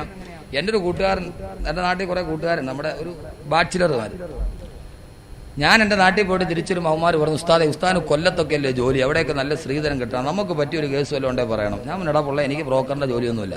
അല്ല ഉസ്താദിന്റെ അടുത്ത് ആരെങ്കിലും ഒക്കെ പറയൂലോ. അപ്പൊ ഉസ്താദ് ഒന്ന് പറയണം. ഞാൻ പറഞ്ഞു ശരി പറയാം. അപ്പൊ നിന്റെ എന്താ ഡിമാൻഡ്? കല്യാണം കഴിക്കുമ്പോൾ ഡിമാൻഡ് ഉണ്ടല്ലോ, എന്താ ഡിമാൻഡ്? അവൻ ഉസ്താദെ വലിയ ഡിമാൻഡ് ഒന്നുമില്ല, അത്യാവശ്യം മൊഞ്ചത്തി ആയിരിക്കണം, പിന്നെ നാട്ടു നടപ്പ് പോലെ. ഞാൻ പറഞ്ഞു അതല്ല, നീ കാര്യം തെളിച്ച് പറയും. അത് ഉസ്താദെ അത്യാവശ്യം സൗന്ദര്യം വേണം, പിന്നെ ഏറ്റവും കുറഞ്ഞത് മഗ്രിബ് സുബഹിയെങ്കിലും കിട്ടിയിരിക്കണം. ഞാൻ വിചാരിച്ചു അൽഹംദുലില്ലാ, ഏതായാലും പെണ്ണ് കെട്ടാൻ നേരത്ത് സുബഹി മഗ്രിബ് ഒന്നും ഖളാ ആകരുതെന്നൊക്കെ നിർബന്ധമുള്ള നല്ല പയ്യന്മാരാണല്ലോ. അപ്പോഴാണ് എനിക്കൊരു ഡൗട്ട് തോന്നി, പടച്ചോനെ ഇവൻ ചേകന്നൂരിന്റെ ആളാണോ? മഗ്രിബ് സുബഹി മാത്രം ഖളാ ആകരുത്, ദുഹറും അസറും ഇശായി ഇവനില്ലേ? ഞാൻ ചോടെ നീ ചേകന്നൂരിന്റെ ആളാണോ? നീ മഗ്രിബ് സുബഹി മാത്രം കിട്ടണമെന്ന് പറഞ്ഞാൽ ബാക്കിയുള്ളതൊക്കെയോ? അതൊന്നും കഥായോ കുഴപ്പമില്ല. അപ്പം പറയാം ഉസ്താദെ ഞാൻ പറഞ്ഞ നിസ്കാരത്തിന്റെ കാര്യമില്ല, പിന്നെയോ ഞാൻ പറഞ്ഞ സ്ത്രീധനത്തിന്റെ കാര്യമാണ്. മഗ്രിബ് സുബഹി എങ്കിലും കിട്ടിയിരിക്കണമെന്ന് പറഞ്ഞാൽ മഗ്രിബ് 3 റക്കാത്ത്, സുബഹി 2 റക്കാത്ത്, 3 2 5 ലക്ഷം രൂപ കിട്ടണമെന്ന്. ഇപ്പൊ ചോദ്യം അങ്ങനെയാ. കോഡാണ് സ്ത്രീധനത്തിന്റെ പുതിയ കോഡ്. മഗ്രിബ് സുബഹി മഗ്രിബ് 3, സുബഹി 2, 3 2 5 ലക്ഷം രൂപ കിട്ടണം. ബ്രോക്കർ ചോദിക്കടാ നിനക്ക് എത്ര വേണം? ഞാൻ ഫാമിലി ആയിട്ട് ദുബൈയിലല്ലേ കുറെ നാളായിട്ട്, ഇരിക്കട്ടെ മഗ്രിബും ലൊഹറും അസറും സുബഹിയും 10 ലക്ഷം. വേറെ എത്രനോട് പോക്കോ നിനക്ക് എത്ര വേണോടാ? ഞാനോ എന്റെ വാപ്പായും ഉമ്മായും ഗവൺമെന്റ് എഞ്ചിനീയർമാരല്ലേ, ഇരിക്കട്ടെ തറാവീഹ് 20 ലക്ഷം. ഏറ്റവും കൂടുതൽ വിവാഹത്തിന്റെ പേരിൽ ജീർണതകൾ നടക്കുന്ന ഈ 2 ജില്ലയിലാണ്, കൊല്ലം തിരുവനന്തപുരം ജില്ലയിലും. അത് വിവാഹം കഴിഞ്ഞാൽ 1-2 ദിവസം കൊണ്ട് കല്യാണം തീരുവോ? പിന്നെ കല്യാണം ചെറുക്കനെ കെട്ടിക്കൊണ്ടുപോയി പിന്നെ കുറെ കഴിയുമ്പോ എന്തോ അടുക്കള കാണലെന്ന്. പിന്നെ അവിടെ നിന്ന് പെണ്ണിനെ കെട്ടിക്കൊണ്ട് ചെറുക്കനങ്ങ് പോയാൽ പിന്നെ ഒരു വലിയൊരു ജീപ്പും വാടകയ്ക്ക് വിളിച്ച് അതിന്റെ മയിൽ മുകളിൽ ഒരു സന്തൂക്ക് കെട്ടിലും കെട്ടിക്കൊണ്ട് പുള്ള വാപ്പ പോവുക. എങ്ങോട്ട്? അടുക്കള കാണല്, ബാത്റൂം കാണല്, പിന്നെ 9 മാസത്തിൽ പള്ള കാണല്, പിന്നെ എവിടെയൊക്കെ കാണുമെന്തോ. കല്യാണത്തിന്റെ പേരിലുള്ള ആർഭാടങ്ങളായതൊക്കെ. അള്ളാഹുവിന്റെ പ്രവാചകന്റെ സുന്നത്തെന്താ വിവാഹത്തിന്റെ കാര്യത്തിൽ? ബഹുമാനപ്പെട്ട ഫാത്തിമത്തു സുഹ്റാനെ അലി റളിയല്ലാഹു തആല വിവാഹം കഴിച്ചു കൊടുക്കുമ്പോൾ പ്രവാചകൻ സ്വീകരിച്ച നിലപാടെന്താ? എന്റെ പ്രിയപ്പെട്ട സഹോദരങ്ങളെ, പ്രവാചകന്റെ സുന്നത്തിനെ കുറിച്ച് പറയുമ്പോൾ ആരും തെറ്റിദ്ധരിച്ചു പോകണ്ട. ദാടി വെക്കലോ തെറ്റുവെക്കലോ അതല്ലെങ്കിൽ തസ്ബീഹുമാലയുമായിട്ട് പള്ളിയുടെ തൂണിന്റെ കീഴിൽ പോയി ഭജനമിരിക്കലോ മാത്രമല്ല പ്രവാചക സുന്നത്ത്. എല്ലാവരും തെറ്റിദ്ധരിച്ചു പോയതെങ്ങനെയാ? അള്ളാഹുവിന്റെ റസൂലിന്റെ സുന്നത്ത് വേണമെന്ന് പറഞ്ഞാൽ ദാടി ഇങ്ങനെ നീട്ടി വളർത്തി ഒരു തൊപ്പിയും വെച്ച് നിസ്കാരത്തറമ്പും വെച്ചിട്ട് പള്ളിയുടെ മുകളിൽ കീഴയിരുന്നാൽ അത് അള്ളാഹുവിന്റെ റസൂലിന്റെ സുന്നത്താണെന്ന് തെറ്റിദ്ധരിച്ചു പോയവര്. അത് സുന്നത്താണ്, ദാടി വെക്കൽ സുന്നത്താണ്, തൊപ്പി വെക്കൽ സുന്നത്താണ്, തസ്ബീഹ് ചൊല്ലൽ സുന്നത്താണ്. പക്ഷേ അതിനേക്കാളേറെ സ്വന്തം ജീവിതം ഇസ്ലാമികമാക്കൽ അള്ളാഹുവിന്റെ റസൂലിന്റെ സുന്നത്തല്ലേ? എന്റെ പ്രിയപ്പെട്ട മുസ്ലിം പെങ്ങന്മാരോട് ഞാൻ ചോദിക്കട്ടെ, അള്ളാഹുവിന്റെ റസൂലിന്റെ ഭാര്യമാരെ പോലെ സ്വർഗത്തിൽ പോകാൻ കാത്തിരിക്കുമ്പോ, അള്ളാഹുവിന്റെ പ്രവാചകന്റെ മക്കളെ പോലെ സ്വർഗത്തിലെത്താൻ കാത്തിരിക്കുമ്പോ പെങ്ങളെ ജീവിതത്തിൽ ഏറ്റവും കൂടുതൽ ആഗ്രഹിക്കേണ്ടത് എന്തിനെ കുറിച്ചാ? അള്ളാന്റെ പ്രവാചകന്റെ ഭാര്യമാരുടെ കൂടെ, ആയിഷ ബീവിയുടെ കൂടെ, ഖദീജ ബീവിയുടെ കൂടെ സ്വർഗത്തിലെത്താനുള്ള ആഗ്രഹമല്ലേ നമുക്ക് വേണ്ടത്? എന്റെ പ്രിയപ്പാൽപ്പെട്ട പെങ്ങന്മാര് പ്രത്യേകം ശ്രമിക്കുക. അള്ളാഹുവിന്റെ പ്രവാചകന്റെ സമക്ഷത്തിലേക്ക് ഒരു പെൺകൊടി കടന്നു വരികയാ. ആരാ പെണ്ണെന്നറിയുമോ? മദീനയിലെ ഏറ്റവും സൗന്ദര്യമുള്ള, മദീനയിലെ ചെറുപ്പക്കാരുടെ സ്വപ്നത്തിലെ റാണിയായ, മദീനയിലെ ചെറുപ്പക്കാർ മുഴുവനും രാത്രിയിൽ സ്വപ്നം കാണുന്ന സുന്ദരമായ മുഖത്തിന്റെ ഉടമ, മദീനയിലെ ചെറുപ്പക്കാർ മുഴുവനും ഒരു നോക്ക് കാണാൻ വേണ്ടി കാത്തു നിൽക്കുന്ന ഏറ്റവും സൗന്ദര്യമുള്ള മദീനത്തെ പെണ്ണ്. അതായത് ഒറ്റ വാക്കിൽ പറഞ്ഞാൽ മിസ് മദീന പ്രവാചകന്റെ അടുക്കൽ വന്നു എന്ന് കരുതുക. അള്ളാന്റെ പ്രവാചകന്റെ അടുക്കലേക്ക് കടന്നു വന്ന ഏറ്റവും സൗന്ദര്യമുള്ള പെണ്ണ് പറയുന്നു, നബിയേ നഫ്സി ഫിദാഉൻ ലക യാ റസൂലല്ലാഹ് സവ്വിദിനി യാ റസൂലല്ലാഹ്. അല്ലാഹുവിന്റെ നബിയേ, എന്റെ ഈ പൊൻവർണ്ണ കോമള മൃദുലമായ ശരീരം ഞാൻ അങ്ങേക്ക് സമർപ്പിക്കുന്നു നബിയേ. സവ്വിദിനി യാ റസൂലല്ലാഹ്, അങ്ങനെ ഒന്ന് വിവാഹം ചെയ്യുമോ നബിയേ? അള്ളാന്റെ പ്രവാചകനോട് വന്ന് ചോദിക്കുന്നതാരാ? മദീനയിലെ ഏറ്റവും സൗന്ദര്യമുള്ള പെണ്ണാണ്. പ്രവാചകന്റെ വ്യക്തിത്വത്തെ കുറിച്ച് ഇതും മനസ്സിലാക്കുക. പ്രവാചകനെ സ്ത്രീലംബനായി ചിത്രീകരിക്കുമ്പോ യുക്തിവാദികളുടെ നേതാവായ ഇടമറകടക്കമുള്ള ആളുകൾ മുഴുവനും പ്രവാചകനെ സ്ത്രീലംബടന്മാരായി ചിത്രീകരിക്കുമ്പോ ആധുനിക രാഷ്ട്രീയ മതമേലധ്യക്ഷന്മാരുടെ വ്യക്തിത്വം അളക്കാൻ അവരുടെ അടിച്ചുതടിക്കാരിയായ പെണ്ണിന്റെ അടിവസ്ത്രം പോലും ലാഭിലയിച്ച് പ്രതിശോധിക്കേണ്ട കാലഘട്ടത്ത് അള്ളാന്റെ പ്രവാചകന്റെ അടുക്കലേക്ക് വന്നിട്ട് മദീനയിലെ ഏറ്റവും സൗന്ദര്യമുള്ള മിസ് മദീന പ്രവാചകനോട് പറയുന്നത് എന്താ നബിയേ? എന്റെ ഈ സുന്ദരമായ ശരീരം ഞാൻ അങ്ങേക്ക് സമർപ്പിച്ചു നബിയേ. സൗവിദിനി യാ റസൂലല്ലാഹ്, അങ്ങനെ ഒന്ന് വിവാഹം ചെയ്യുമോ നബിയേ? ഒന്നാലോചിച്ചു നോക്ക്. മിസ് കാവ്യമാടവം വന്നിട്ട് നമ്മളോടൊന്ന് വിവാഹം ചെയ്യാൻ പറഞ്ഞാ നമ്മുടെ പ്രതികരണം എന്താ? ഈ 14 ലോകം കിട്ടിയ സന്തോഷമല്ലേ? അള്ളാന്റെ പ്രവാചകൻ ആ പെണ്ണിനോട് പറയുന്നു, പെണ്ണേ, നിന്റെ ആഗ്രഹം പൂവണിയുന്നതല്ല, നടക്കുന്നതല്ല. ഇതാണ് എനിക്ക് നിന്നെ വിവാഹം ചെയ്യാൻ കഴിയില്ലെന്ന് അള്ളാഹുവിന്റെ പ്രവാചകൻ ആ പെണ്ണിനോട് പറയുമ്പോ നിരാശയോടെ ആ പെണ്ണ് പ്രവാചകന്റെ പടിവാതിലും കടന്ന് പുറത്തു വരുമ്പോ പ്രവാചകന്റെ അനുയായികൾ ആ പെണ്ണിനെ പരിഹസിക്കുകയാ. പെണ്ണെ, നീ ആളുകൊള്ളാമല്ലോ, ഈ മദീനയിലെ ഏറ്റവും വൃത്തികെട്ട പെണ്ണാണ് നീ. അള്ളാന്റെ പ്രവാചകനെ പോലും നീ വെറുതെ വിട്ടില്ലല്ലോ. അള്ളാന്റെ പ്രവാചകനെ അല്ലാതെ മറ്റാരെയും നിനക്ക് പ്രേമാഭ്യർത്ഥന നടത്താൻ കിട്ടിയില്ല പെണ്ണേ. പ്രവാചകന്റെ അനുയായികളുടെ അപഹാസത്തിന്റെ കൂരമ്പുകളേറ്റ ആ സഹോദരിയുടെ മനസ്സ് പിടയുമ്പോ ആ പെൺകൊടി പറയുന്നു, പ്രിയപ്പെട്ട സഹാബാ, നിങ്ങളാരും എന്നെ പരിഹസിക്കണ്ട. അള്ളാന്റെ പ്രവാചകനോട് ഞാൻ എന്നെ വിവാഹം ചെയ്യാൻ ആവശ്യപ്പെട്ടത് എന്റെ വികാരത്തിന്റെ പൂർത്തീകരണത്തിനല്ല, എന്റെ വികാരത്തിന്റെ വേലിയേറ്റം എനിക്ക് പിടിച്ചു നിർത്താൻ കഴിയാത്തത് കൊണ്ടല്ല, എന്റെ ആഗ്രഹത്തിന്റെ പൂർത്തീകരണത്തിനുമല്ല. അള്ളാന്റെ പ്രവാചകനോട് ഞാൻ എന്നെ വിവാഹം ചെയ്യാൻ ആവശ്യപ്പെട്ടത് അള്ളാന്റെ പ്രവാചകൻ എങ്ങാനും എന്നെ ഒന്ന് വിവാഹം ചെയ്താൽ പ്രവാചകന്റെ പത്നി എന്ന പദവിക്ക് ഞാൻ അർഹയാകുമല്ലോ. ആയിഷ ബീവി അടക്കമുള്ള, ഖദീജ ബീവി അടക്കമുള്ള പ്രവാചകന്റെ പത്നിമാരുണ്ടല്ലോ. ആയിഷത്തും ഹഫ്സത്തും സൗദാ സഫിയത്തും മൈമൂനത്തും റംല ഹിന്ദും സൈനബുൻ ഖദാ ജുവൈരിയ ലിൽ മുഅ്മിനീന ഉമ്മഹാത്തുൻ മർദിയ. ആയിഷ ബീവി അടക്കമുള്ള, ഖദീജ ബീവി അടക്കമുള്ള പ്രവാചകന്റെ പത്നിമാർക്ക് നാളെ അല്ലാഹു സ്വർഗത്തിൽ കൊടുക്കുന്ന പ്രതിഫലമുണ്ടല്ലോ. ഓ പ്രതിഫലം എനിക്കും കിട്ടാൻ വേണ്ടി മാത്രമാണ് അള്ളാന്റെ പ്രവാചകനോട് ഞാൻ എന്നെ വിവാഹം ചെയ്യാൻ ആവശ്യപ്പെട്ടതെന്ന് മദീനയിലെ ഏറ്റവും സൗന്ദര്യമുള്ള പെണ്ണ് പറഞ്ഞു പോയെങ്കിൽ മോളിവുഡിന്റെയും ഹോളിവുഡിന്റെയും താരസുന്ദരികളുടെ അതേ ഫാഷൻ ജീവിതത്തിൽ പകർത്തിയിട്ട് അതിനുവേണ്ടി ജീവിതം മുഴുവനും മാറ്റിവെച്ചെന്റെ പ്രിയപ്പെട്ട മുസ്ലിം പെങ്ങളെ, അള്ളാന്റെ പ്രവാചകന്റെ പത്നിമാരുടെ കൂടെ സ്വർഗത്തിലെത്തണോ? പ്രവാചകന്റെ സുന്നത്തവേ പടി പെങ്ങളെ നിന്റെ ജീവിതത്തിലും ഉണ്ടാകണം. ആയിഷ ബീവിയുടെ കൂടെ ആയിഷ ബീവിന്റെ കൂടെ സ്വർഗത്തിലെത്തണമേ എന്ന് ദുആ ചെയ്യുമ്പോ ആയിഷ ജീവിച്ചത് എങ്ങനെയാണ് നിങ്ങൾക്കറിയുമോ? എന്റെ പ്രിയപ്പെട്ട മുസ്ലിം സഹോദരിമാരോടാ ഞാൻ ഇപ്പോൾ അഭിസംബോധന ചെയ്ത് പറയുക. പെട്ടോടോടെ ഉച്ചിട്ടം മുഴുവനും വീട്ടിലേക്ക് വന്ന് കുമിഞ്ഞുകൂടിയപ്പോ വീട്ടിൽ മുഴുവനും വരുന്ന ഭൗതികമായ സാഹചര്യത്തിന്റെ പേര് നമസ്കാരം പോലും ഉപേക്ഷിച്ചു പോയ മുസ്ലിം പെങ്ങള്. ബഹുമാനപ്പെട്ട ആയിഷാ ബീവിയുടെ ജീവിതം എന്താ? പ്രവാചകന്റെ പത്നിയുടെ ജീവിതം എന്താ? ഒരിക്കൽ ആയിഷാ ബീവി പ്രവാചകന്റെ വഫാത്തിന് ശേഷം തന്റെ കൂട്ടുകാരികളോട് വർത്തമാനം പറഞ്ഞുകൊണ്ടിരിക്കുമ്പോ അല്ലാഹുവിന്റെ റസൂലുമായിട്ടുള്ള തന്റെ ജീവിതത്തിന്റെ കഥകൾ പറയുമ്പോ ആയിഷാ ബീവി തന്റെ കൂട്ടുകാരികളോട് വർത്തമാനം പറയുകയാ. അക്കൂട്ടത്തിൽ ആയിഷാ ബീവി പറഞ്ഞു, ഒരു ദിവസം രാത്രിയിൽ ഞാൻ എന്റെ വസ്ത്രം തുന്നിക്കൊണ്ടിരിക്കുമ്പോ എന്റെ സൂചി താഴെ വീണുപോയി. ഇരുട്ട് കാരണത്താൽ കാണാൻ കഴിഞ്ഞില്ല. ആ താഴെ വീണ സൂചി ഞാൻ എന്റെ കൈകൾ കൊണ്ടിങ്ങനെ മെല്ലെ പരതി നോക്കുമ്പോ ഇരുട്ട് കാരണത്താൽ കാണാൻ കഴിയാതെ ആ സൂചി എന്റെ ഉള്ളം കൈയിലേക്ക് തുളച്ചു കയറി. എന്റെ കൈയിലൂടെ രക്തം ധാരധാരയായിട്ട് ഒഴുകാൻ തുടങ്ങി.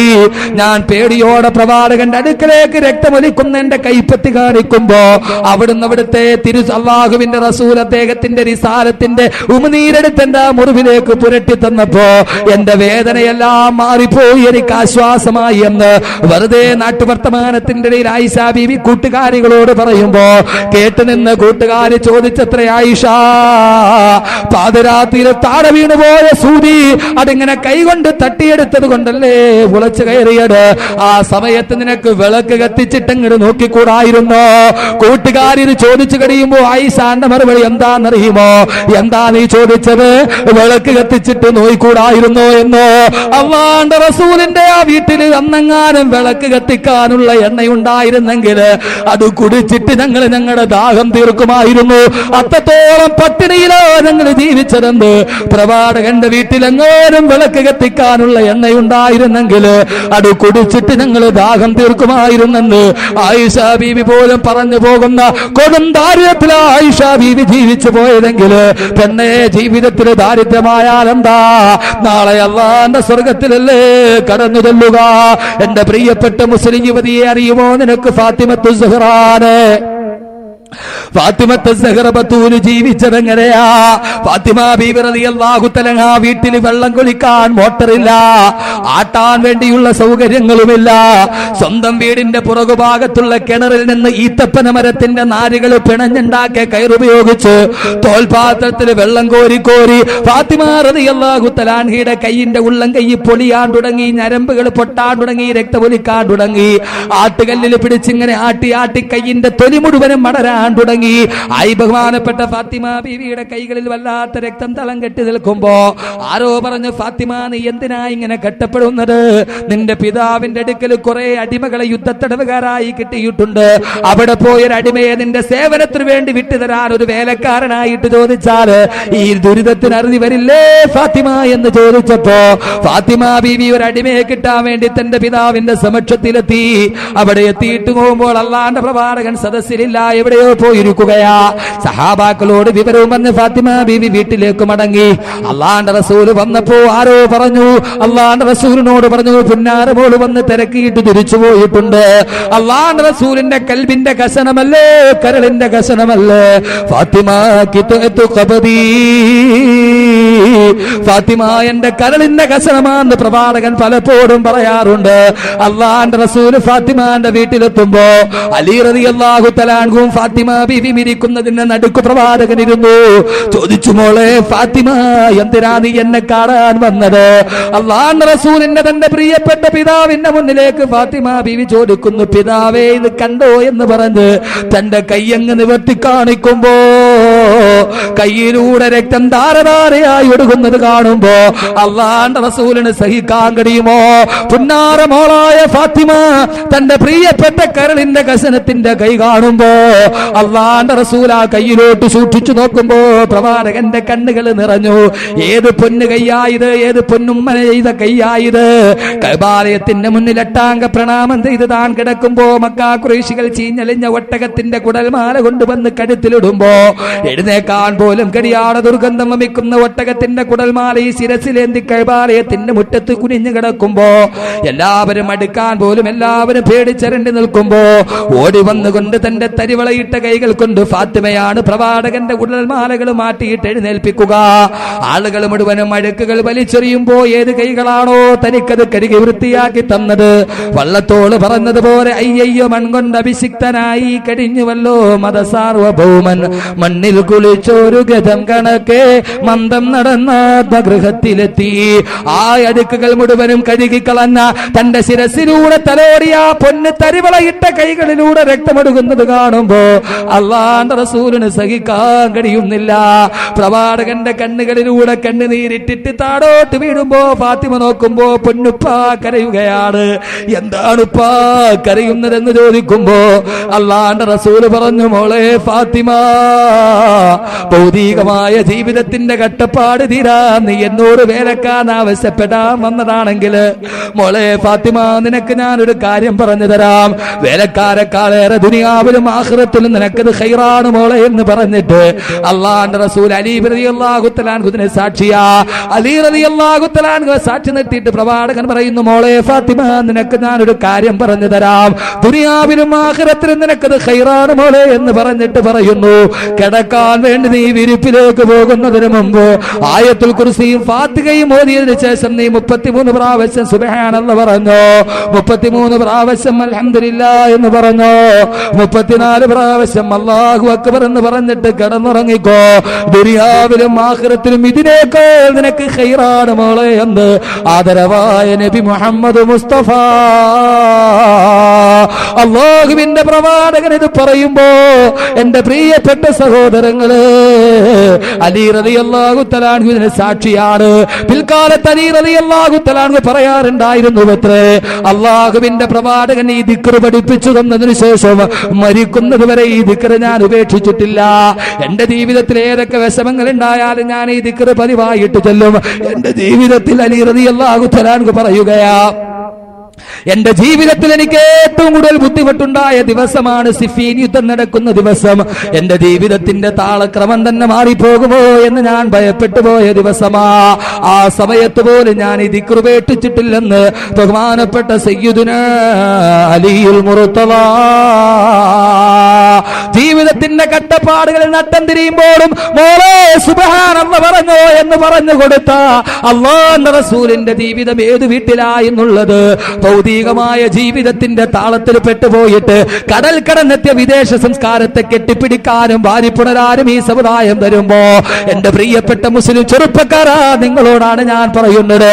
സിനിമാ താരങ്ങളെയും ക്രിക്കറ്റ് താരങ്ങളെയും കിടന്നുറക്കുന്ന ബെഡ്റൂമിന്റെ ചുമരുകളിൽ അവരെ ഫോട്ടോയും പതിച്ചിട്ട് അതും നോക്കിക്കൊണ്ട് കിടന്നുറങ്ങുന്ന മുസ്ലിം ചെറുപ്പക്കാരാ,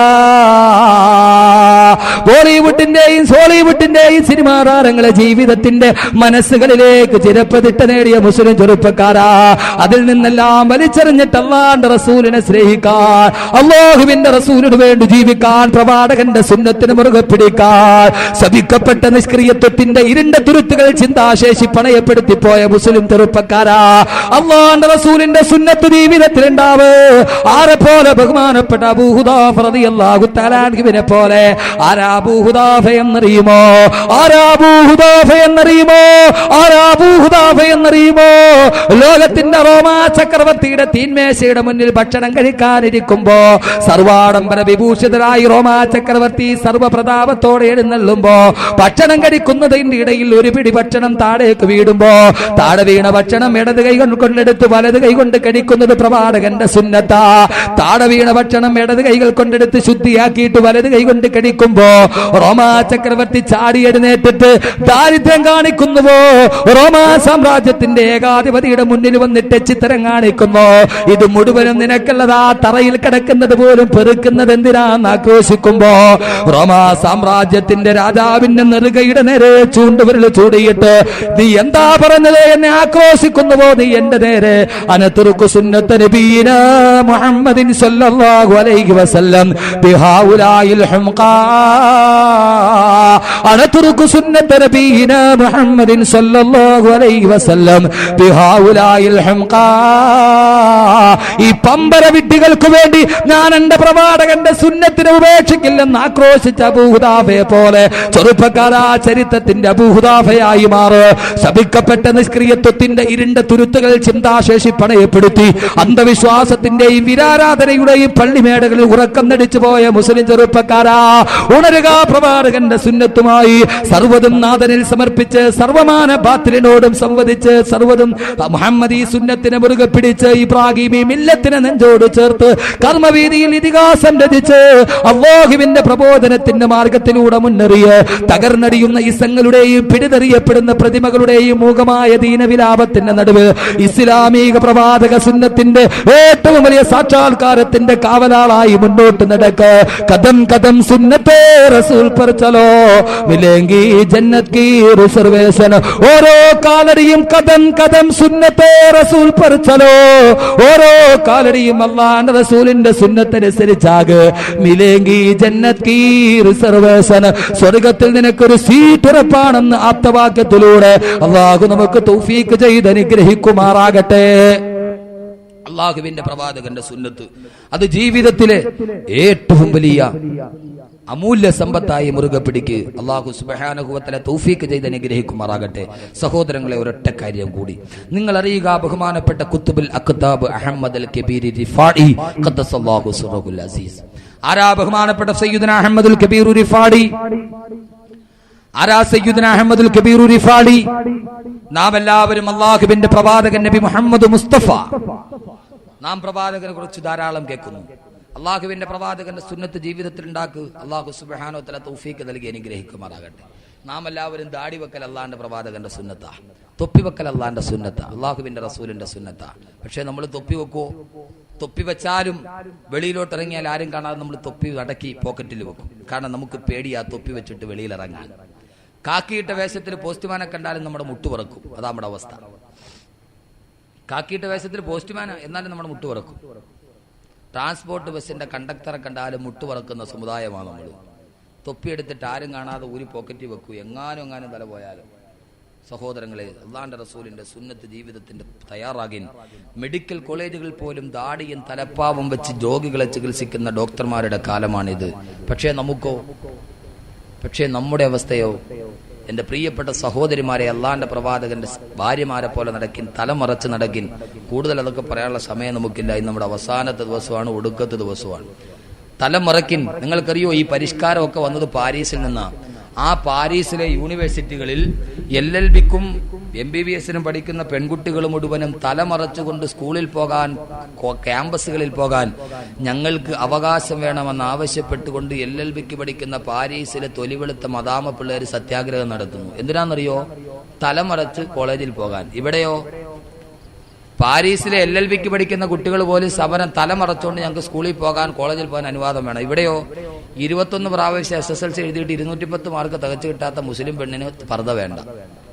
എന്നാലോചിച്ച് നോക്കി. ലോകത്തിന്റെ വിരോധാഭാസം. അതുകൊണ്ട് സഹോദരങ്ങളെ, പ്രവാചകന്റെ സുന്നത്തുണ്ടാവീൻ. പൂർണ്ണമായി പറയാനുള്ള സമയമില്ല. അല്ലാഹു സുബ്ഹാനഹു വ തആല നമുക്ക് പ്രവാചകന്റെ സുന്നത്തനുസരിച്ച് ജീവിക്കാനും അതിലൂടെ സ്വർഗത്തിലേക്ക് കടന്നു ചെല്ലാനും നാളെ ഹൗദുൽ കൗസറിന്റെ ഓരത്ത് ഹബീബായ നബി മുഹമ്മദ് മുസ്തഫ, ഹബീബായ നബി മുഹമ്മദ് മുസ്തഫ, ഹബീബായ നബി മുഹമ്മദ് മുസ്തഫ സല്ലല്ലാഹു അലൈഹി വസല്ലം നാളെ ഹൗദുൽ കൗസറിന്റെ ഓരത്ത് ആ പ്രവാചകനെ കാണാൻ നമ്മൾ ആരും പ്രവാചകനെ കണ്ടിട്ടില്ല. കണ്ടിട്ടുണ്ടോ? അള്ളാഹുവിന്റെ പ്രവാചകനെ കാണാനുള്ള ഏറ്റവും വലിയ ഭാഗ്യം നമുക്കാർക്കും കാണാൻ കഴിയാത്ത അള്ളാഹുവിന്റെ പ്രവാചകനെ ഇതേവരെ കണ്ണുകൊണ്ട് കാണാൻ നമുക്ക് കഴിഞ്ഞിട്ടില്ല. പക്ഷേ ആ പ്രവാചകൻ സല്ലല്ലാഹു അലൈഹി വസല്ലമ നാളെ ഹൗദുൽ കൗസറിന്റെ ഓരത്ത് നമ്മുടെ കൈ പിടിച്ചുകൊണ്ട് ഹൗദുൽ കൗസർ കോരിത്തരാൻ ആ പ്രവാചകൻ ഉണ്ടാവും. അള്ളാഹു നമുക്ക് ആ പ്രവാചകന്റെ കയ്യിൽ പിടിച്ച് ഹൗദുൽ കൗസർ കോരി കുടിക്കാൻ തൗഫീഖ് നൽകി അനുഗ്രഹിക്കുമാറാകട്ടെ.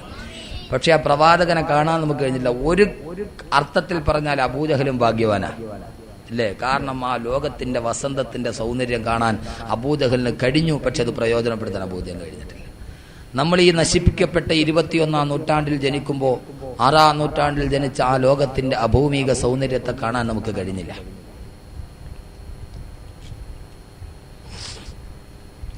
ആറാം നൂറ്റാണ്ടിലേക്ക് ഒരു തിരിച്ചുപോക്ക് നമുക്ക് കഴിയില്ല. അള്ളാഹുവിന്റെ പ്രവാചകനെ കാണാൻ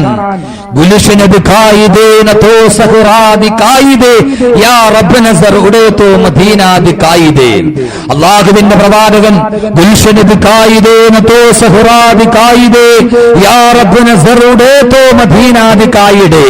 പുഷ്പോദ്യാനം കാണാൻ കൊതിച്ചവന് മരുഭൂമി കണ്ടിട്ട് കാര്യമുണ്ടോ? ഉണ്ടോ? അവൻ കാണാൻ ഉദ്ദേശിച്ചത് പുഷ്പത്തിന്റെ സൗന്ദര്യം, പക്ഷേ അവൻ കണ്ടത് മരുഭൂമിയുടെ ഊഷരത. എന്റെ പ്രിയപ്പെട്ട സഹോദരങ്ങളെ, പ്രവാചകനെ കാണാൻ നമുക്ക് കഴിഞ്ഞിട്ടില്ല. ആ പ്രവാചക മുഖത്തിന്റെ സൗന്ദര്യം കാണാൻ നമുക്ക് കഴിഞ്ഞില്ല. സുറുമ ഇട്ടതുപോലെ പോലും ഇട്ടില്ലെങ്കിൽ പോലും ഇട്ടതുപോലെ തോന്നുമെന്ന് അബൂ ഹുറൈറ റളിയല്ലാഹു തആല അൻഹു പറഞ്ഞ ആ കണ്ണുകൾ കാണാൻ നമുക്ക് കഴിഞ്ഞില്ല. പക്ഷേ അല്ലാഹുവിന്റെ പ്രവാചകൻ പറഞ്ഞു, ജീവിതത്തിൽ നിങ്ങൾക്ക് എന്നെ കാണാം, സ്വപ്നത്തിൽ നിങ്ങൾക്ക് കാണാം. അല്ലാഹുവിന്റെ പ്രവാചകൻ പറയുന്നു, നിങ്ങൾക്ക് മരിക്കുന്നതിന് മുമ്പ് സ്വപ്നത്തിൽ തന്നെ ജീവിതകാലത്ത് എങ്ങനെ സഹാബാക്കൾ എന്നെ കണ്ടോ അതേപോലെ സ്വപ്നത്തിൽ നിങ്ങൾക്ക് എന്നെ കാണാൻ കഴിയുമെന്ന് ശഫീഉനാ നബി മുഹമ്മദ് മുസ്തഫ അല്ലാഹുവിന്റെ പ്രവാചകനെ ഒന്ന് സ്വപ്നത്തിൽ കാണാൻ, മരിക്കുന്നതിനും പ്രവാചകനെ സ്വപ്നത്തിൽ കാണാൻ, ആ പ്രവാചകന്റെ കൈകളിലൊന്ന് പിടിക്കാൻ എന്റെ പ്രിയപ്പെട്ട സഹോദരങ്ങളെ നമ്മൾ ചിന്തിക്കുക. ആ പ്രവാചകന്റെ കയ്യിലൊന്ന് പിടിച്ചു പോകാൻ നമുക്ക് ആഗ്രഹമല്ലേ?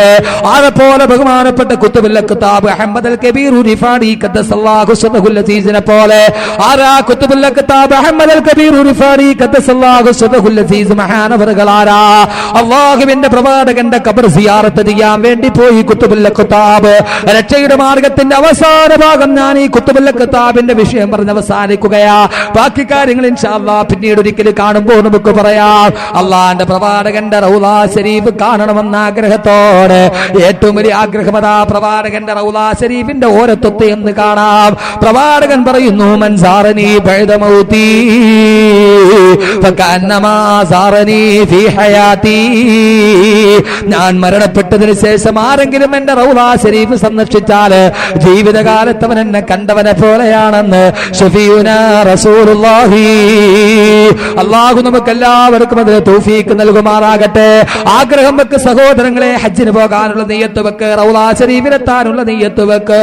അല്ലാഹുവേ ദിൽ തടപ്താ മജൽതാ ഹെ മേരാ ജബ് ഭി ആതാ ഹെ ഹജ്ജ് കാ മഹീനാ. അല്ലാമ ഇഖ്ബാൽ പറഞ്ഞതുപോലെ ആഗ്രഹിക്കും മനസ്സുകൊണ്ട് ദിൽ തടപ്താ മജൽതാ ഹെ മേരാ ജബ് ഭി ആതാ ഹെ ഹജ്ജ് കാ മഹീനാ. കലണ്ടറിൽ ദുൽഹജ്ജ് എന്ന മാസം വരുമ്പോ ദുൽഹജ്ജ് എന്ന് കേൾക്കുമ്പോൾ എന്റെ മനസ്സിൽ വല്ലാത്ത സന്തോഷമാ. കാരണം എന്താ? ഹജ്ജിന് പോകാമല്ലോ. ഹിബ്ബത്തുൽ ഹളറ, ചരിത്ര പ്രസിദ്ധമായ പച്ചക്കുപ്പയൊന്ന് കാണാമല്ലോ. ദുൽഹജ്ജ് എന്ന് കേൾക്കുമ്പോഴേ എന്റെ മനസ്സിൽ വല്ലാത്ത ആഗ്രഹമാ. പക്ഷേ എനിക്കെന്ത് ചെയ്യാനാ? മേരി ആഖാ ഗരീബോങ്കി വാലി ക്യാ കരൂ മേരെ ജോലി ഹെ ഖാലി. മേരി ആഖാ ഗരീബോങ്കി വാലി ക്യാ കരൂ മേരെ ജോലി ഹെ ഖാലി. പോകാൻ എനിക്ക് ആഗ്രഹമുണ്ട്, പക്ഷേ ക്യാ കരൂ, ഞാൻ എന്ത് ചെയ്യും? മേരി ജോലി ഹെ ഖാലി, എന്റെ പോക്കറ്റ് കാലിയാണ്, പോകാൻ കഴിയുന്നില്ല. പോക്കറ്റ് കാലിയായാലും പ്രശ്നമില്ല, ആഗ്രഹം വെക്ക്. അല്ലാഹുവിന്റെ പ്രവാചകന്റെ റൗളാ ശരീഫിൽ ചെന്നൊന്ന് സലാം പറയാൻ കുത്തുബുൽ കിതാബ് അഹ്മദ് അൽ കബീർ റിഫാഇ പ്രവാചകന്റെ റൗളാ ശരീഫിന്റെ ഓരത്തെത്തി, റൗളാ ശരീഫിന്റെ അടുക്കലെത്തി. പ്രവാചകന്റെ സമക്ഷത്തിൽ സലാം പറയുകയാ. അസ്സലാത്തു വസ്സലാമു അലൈക യാ റസൂലല്ലാഹ്, അസ്സലാത്തു വസ്സലാമു അലൈക യാ റസൂലല്ലാഹ്. പ്രവാചകന്റെ റൗളാ ശരീഫിൽ സലാം പറഞ്ഞർപ്പിച്ചു കഴിയുമ്പോ ബഹുമാനപ്പെട്ട അഹ്മദ് അൽ കബീർ റിഫാഇ പറയുകയാ, നബിയേ, അങ്ങയുടെ മുന്നിൽ സലാമും പറഞ്ഞിട്ട് ഞാൻ കടന്നു വന്നിരിക്കുകയാ. എന്തിനാ ഞാൻ കടന്നു വന്നിരിക്കുന്നതെന്നറിയുമോ? മിൻ ഹളറത്തിൽ ബുഅദി റൂഹി കുന്ദുറുസിലുഹാ തുഖബ്ബിലുൽ അർളാൻ നിവഹിയ നായിബതി ഫഹാദിഹി നൗബത്തുൽ അശ്ബാഹി ഖദ് ഹളറത് ഫംദുദു യദൈക ലീകൈ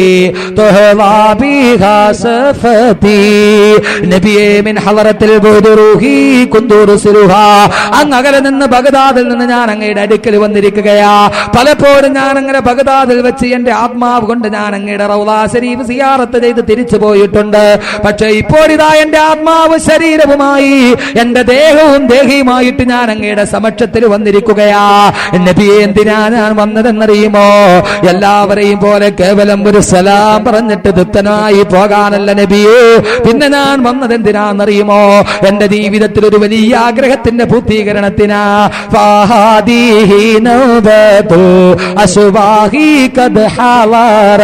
അങ്ങയുടെ മുന്നിൽ ഞാൻ ഹാജരായത് എന്റെ ജീവിതത്തിൽ ഒരു വലിയ ആഗ്രഹമുണ്ട് നബിയേ, അത് പൂർത്തീകരിക്കാൻ വേണ്ടിയാ. എന്താ എന്റെ ആഗ്രഹം എന്നറിയുമോ നബിയേ? അഹമ്മദ് കബീർ റിഫാറി പറയുകയായി, പാവപ്പെട്ട അഹമ്മദ് കബീർ വന്നത് എന്തിനാന്നറിയുമോ നബിയേ? അങ്ങയുടെ ആ കയ്യൊന്ന് ഉയർത്തി നബിയേ, അങ്ങയുടെ ആ റിസാലത്തിന്റെ കരങ്ങളൊന്ന് ഉയർത്തി നബിയേ. എന്റെ ചുണ്ടുകൾ കൊണ്ട് ഞാൻ ആ കയ്യിലൊരു മുത്തം തരട്ടെ നബിയേ, ആ കയ്യിലൊരു മുത്തം തരട്ടെ നബിയേ, ആ കയ്യൊന്ന് ഉയർത്തി നബിയേ. അല്ലെങ്കിൽ മുർത്തല ചുംബനം ചെയ്ത അങ്ങയുടെ കരങ്ങളുണ്ടല്ലോ യാ റസൂലല്ലാഹ്. ഉമർ ഫാറൂഖ് ചുംബനം ചെയ്ത അങ്ങയുടെ കരങ്ങളുണ്ടല്ലോ യാ റസൂലല്ലാഹ്. അബൂബക്കർ സിദ്ദീഖ് ചുംബനം കൽപ്പിച്ച അങ്ങയുടെ കരങ്ങളുണ്ടല്ലോ യാ റസൂലല്ലാഹ്.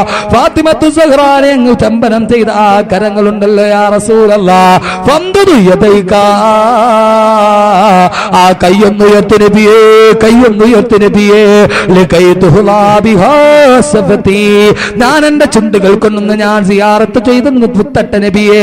കാലം സാക്ഷി, ചരിത്രം സാക്ഷി, അഹമ്മദ് കബീർ റിഫായി ഖദ്ദസല്ലാഹു സിർറഹുൽ അസീദ് ഇത് പറയുമ്പോ പ്രവാചകന്റെ റൗള ശരീഫിന്റെ ഉള്ളിൽ നിന്ന് ആ കരങ്ങൾ പൊന്തി വന്നിട്ട് അതിൽ കൊച്ചുകുട്ടികളെ പോലെ അഹമ്മദ് കബീർ റിഫായി ഖദ്ദസല്ലാഹു സിർറഹുൽ അസീദ് ചുടുചുംബനം കൊടുത്തു തിരിച്ചു പോയെങ്കിൽ പ്രവാചകന്റെ പ്രിയപ്പെട്ട അനുയായികള് അല്ലാഹുവിന്റെ റസൂലിന്റെ കയ്യിലൊരു ചുംബനം കൊടുക്കാൻ ആ പ്രവാചകനെ മരണത്തിന് മുമ്പെന്ന് സ്വപ്നത്തിൽ കാണാൻ അല്ലാഹു നമുക്ക് തൗഫീഖ് നൽകുമാറാകട്ടെ.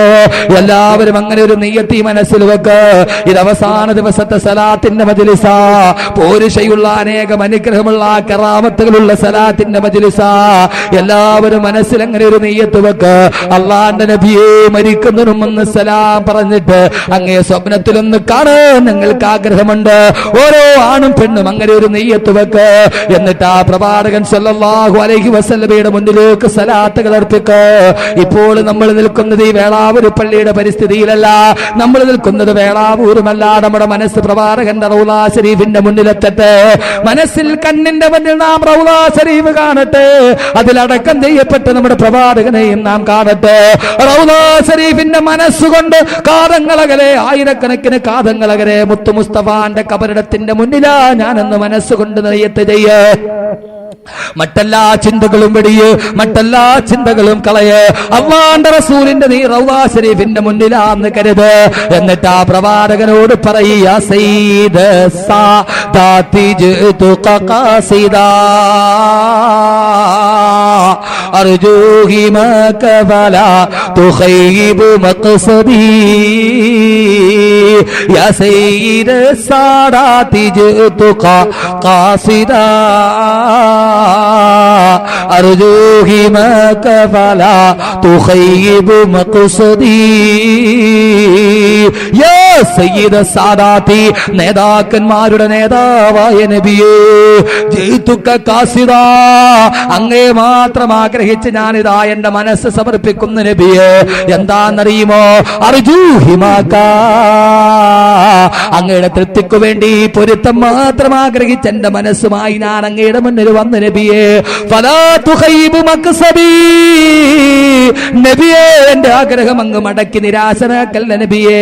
മനസ്സുകൊണ്ട് ഏറ്റു പറയേ, ഫലാ തുഖയ്യിബ് മഖ്സദി, എന്റെ ആഗ്രഹം അങ്ങ് നിരാകരിക്കല്ല നബിയേ, തള്ളിക്കളയല്ല നബിയേ. എന്നിട്ട് ആഗ്രഹത്തോടെ സഹോദരങ്ങളെ, അല്ലാഹുവിന്റെ പ്രവാചകനെ, എന്റെ മുത്തായ ഹബീബിനെ, നായകനെ മരിക്കുന്നതിന് മുമ്പ് സ്വപ്നത്തിൽ കാണണമെന്ന നിയ്യത്തോടെ അല്ലാഹുമ്മ സല്ലി സ്വലാത്തൻ കാമിലത്തൻ വസല്ലിം സലാമൻ താമ്മൻ അലാ സയ്യിദിനാ മുഹമ്മദിനില്ലദീ തൻഹൽ ബിഹിൽ ലുഖദ വതൻഫരിദു ബിഹിൽ ഖുറബ വതുഖലാ ബിഹിൽ ഹവായിജ് വതുനാലു ബിഹിൽ റഗായിബ് വഹുസ്നുൽ ഖവാതിമി വയുസ്തസ്കൽ ഗമാമു ബിവജ്ഹിൽ കരീം വഅലാ ആലിഹി വസഹ്ബിഹി ഫീ കുല്ലി ലംഹത്തിൻ വനഫസിൻ ബിഅദദി കുല്ലി മഅലൂമിൻ ലക. നാരിയത്തു സ്വലാത്താണിത്. അല്ലാഹുവിന്റെ പ്രവാചകനെ പതിവായി ചെയ്താൽ ആഗ്രഹങ്ങൾ ആഗ്രഹങ്ങളെല്ലാം പൂർത്തീകരിക്കപ്പെടുന്ന, ഏതൊക്കെ ബുദ്ധിമുട്ടുകളുണ്ടോ അതിന്റെ എല്ലാം കെട്ടുകൾ പൊട്ടിക്കപ്പെടുന്ന, ഏതൊക്കെ രോഗങ്ങളുണ്ടോ അതെല്ലാം ശമയാക്കപ്പെടുന്ന ഏറ്റവും പോരിശേറിയ നാരിയത്ത് സ്വലാത്താണ് ഇത്. പ്രവാചകന്റെ പേരിലുള്ള സ്വലാത്താണ്. ആ സ്വലാത്തിന്റെ ബറക്കത്ത് കൊണ്ട് അള്ളാഹുവിന്റെ റസൂലിനെ സ്വപ്നത്തിൽ കാണാൻ നമുക്ക് തൗഫീക്ക് നൽകുമാറാകട്ടെ. മഹാന്മാര് പറയുന്നു, ആരെങ്കിലും 4444 നാരിയത്ത് സ്വലാത്ത് ചൊല്ലിയാൽ അവന്റെ ഏതാഗ്രഹമാണോ അത് പൂവണിയും, ഏത് പ്രശ്നമാണോ അത് ദൂരീകരിക്കപ്പെടും. അവൻ അല്ലാഹുവിന്റെ റസൂലിനെ മരിക്കുന്നതിന് മുമ്പ് സ്വപ്നത്തിൽ കാണാമെന്ന് മഹാന്മാര് പറയുമ്പോ, ഈ മുബാറക്കായ സദസ്സില് ഈ പാതിരാത്രിയില് വാനലോകത്ത് നിന്ന് അനേകായിരം മാലാഖമാരി ഇന്നിലേക്ക് ഇറങ്ങുന്ന ഈ വിന്യമായ ഈ പുണ്യമായ സദസ്സില് നാരിയത്ത് സ്വലാത്തിന്റെ എണ്ണത്തിന് തുല്യമായി ഒരു 4444 സ്വലാത്ത് ചൊല്ലണം. ഈ സ്വലാത്ത് കൊണ്ട് മുഖരിതമാകുന്ന ഈ സദസ്സിൽ ഞാൻ പ്രത്യേകമായി ദുആ ചെയ്യാം. ഈ സദസ്സിൽ വെച്ച് നാരിയത്ത് സ്വലാത്തിന്റെ എണ്ണത്തിന് തുല്യമായി ഒരു 4444 രൂപ അല്ലാഹുവിന്റെ പള്ളിക്ക് വേണ്ടി അവസാന സദസ്സാണ്, ദുആന്റെ സദസ്സാണ്. വേളാവൂർ പള്ളിക്ക് വേണ്ടി പ്രവാചകനെ മരിക്കുന്നതിന് മുമ്പ് എനിക്ക് സ്വപ്നത്തിൽ കാണണമെന്ന ആഗ്രഹത്തോടെ, ഇതിനു മുമ്പ് പറഞ്ഞവരാണെങ്കിലും കുഴപ്പമില്ല, ഇതിനു മുമ്പ് 1 ലക്ഷം കൊടുത്തവരാണെങ്കിലും പ്രശ്നമില്ല, എന്റെ ഹബീബിനെ കാണാൻ, എന്റെ മുത്തായ നായകനെ ഒന്ന് കാണാനുള്ള ആഗ്രഹത്തോടെ ഒരു 4444 രൂപ അള്ളാന്റെ പള്ളിക്ക് വേണ്ടി സദഖ ചെയ്യ്. അല്ലാഹു സുബ്ഹാനഹു വ തആല ചെയ്യുന്ന ആളുകൾക്ക് മരിക്കുന്നതിന് മുമ്പ് പ്രവാചകനെ ഒന്ന് കാണാൻ, ആ കയ്യിൽ പിടിച്ച് ഹൗദുൽ കൗസർ കോരി കുടിക്കാൻ അല്ലാഹു തൗഫീഖ് നൽകി അനുഗ്രഹിക്കുമാറാകട്ടെ. ഹുദ്ഹുദ് രാവിലെ ഈ പക്ഷി പറന്നു പോകും, വൈകുന്നേരമാകുമ്പോൾ ന്യൂസുകളൊക്കെ കൊണ്ടുവന്ന് ഇവിടെ കൊണ്ടുവന്ന് കൊടുക്കും. ഒരു ദിവസം സുലൈമാൻ നബി സന്ധ്യയായിട്ടും ഹുദ്ഹുദ് പോയ പക്ഷി തിരിച്ചു വന്നിട്ടില്ല. സുലൈമാൻ നബിക്ക് ദേഷ്യം വന്നു. ഹുദ്ഹുദ് എവിടെ പോയി? ഖുർആൻ പറയുന്ന കഥയായത്.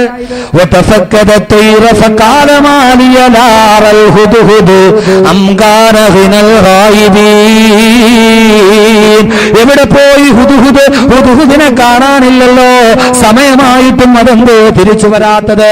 സുലൈമാൻ നബി ലോകം കൊണ്ട് വിറച്ചു. സുലൈമാൻ നബി പറയുന്നു, ഹുദ്ഹുദ് ഇങ്ങ് വരട്ടെ, അതിന് ഞാൻ നല്ല അടി കൊടുക്കുന്നുണ്ട്. ഔല അദ്ബഹന്നഹു ഔല യഅതിയന്നി ബിസുൽത്താനിൻ മുബീൻ. ഔല അദ്ബഹന്നഹു, ആ പക്ഷിയെ ഞാൻ അറുക്കാൻ പോവുകയാ, അനുസരണയില്ല, സമയത്തത് തിരിച്ചു വരില്ല. സുലൈമാൻ നബി കോപം കൊണ്ട് ഇങ്ങനെ വിറക്കുമ്പോ ഹുദ്ഹുദിനെ കാണുന്നില്ല, ഇങ്ങ് വരട്ടെ, 2 അടി കൊടുക്കണം, ഇല്ലെങ്കിൽ പണ്ടാരത്തിൽ നിന്ന് അറുത്തിട്ടേ ഉള്ളൂ. ദേഷ്യത്തിൽ ഇങ്ങനെ നിൽക്കുമ്പോ ഖുർആൻ വീണ്ടും പറയുന്നു, ഒരൽപ്പം കഴിഞ്ഞപ്പോൾ ആകാശത്ത് ചിറകടി കേൾക്കുന്നു. ഹുദ്ഹുദ് എന്ന് പറയുന്ന സുലൈമാൻ നബിയുടെ മരം കൊത്തിയതാ ചിറകടിച്ച് പറന്നു വരുന്നു. വന്ന ഹുദ്ഹുദ് പറയുന്നു, സുലൈമാൻ നബിയെ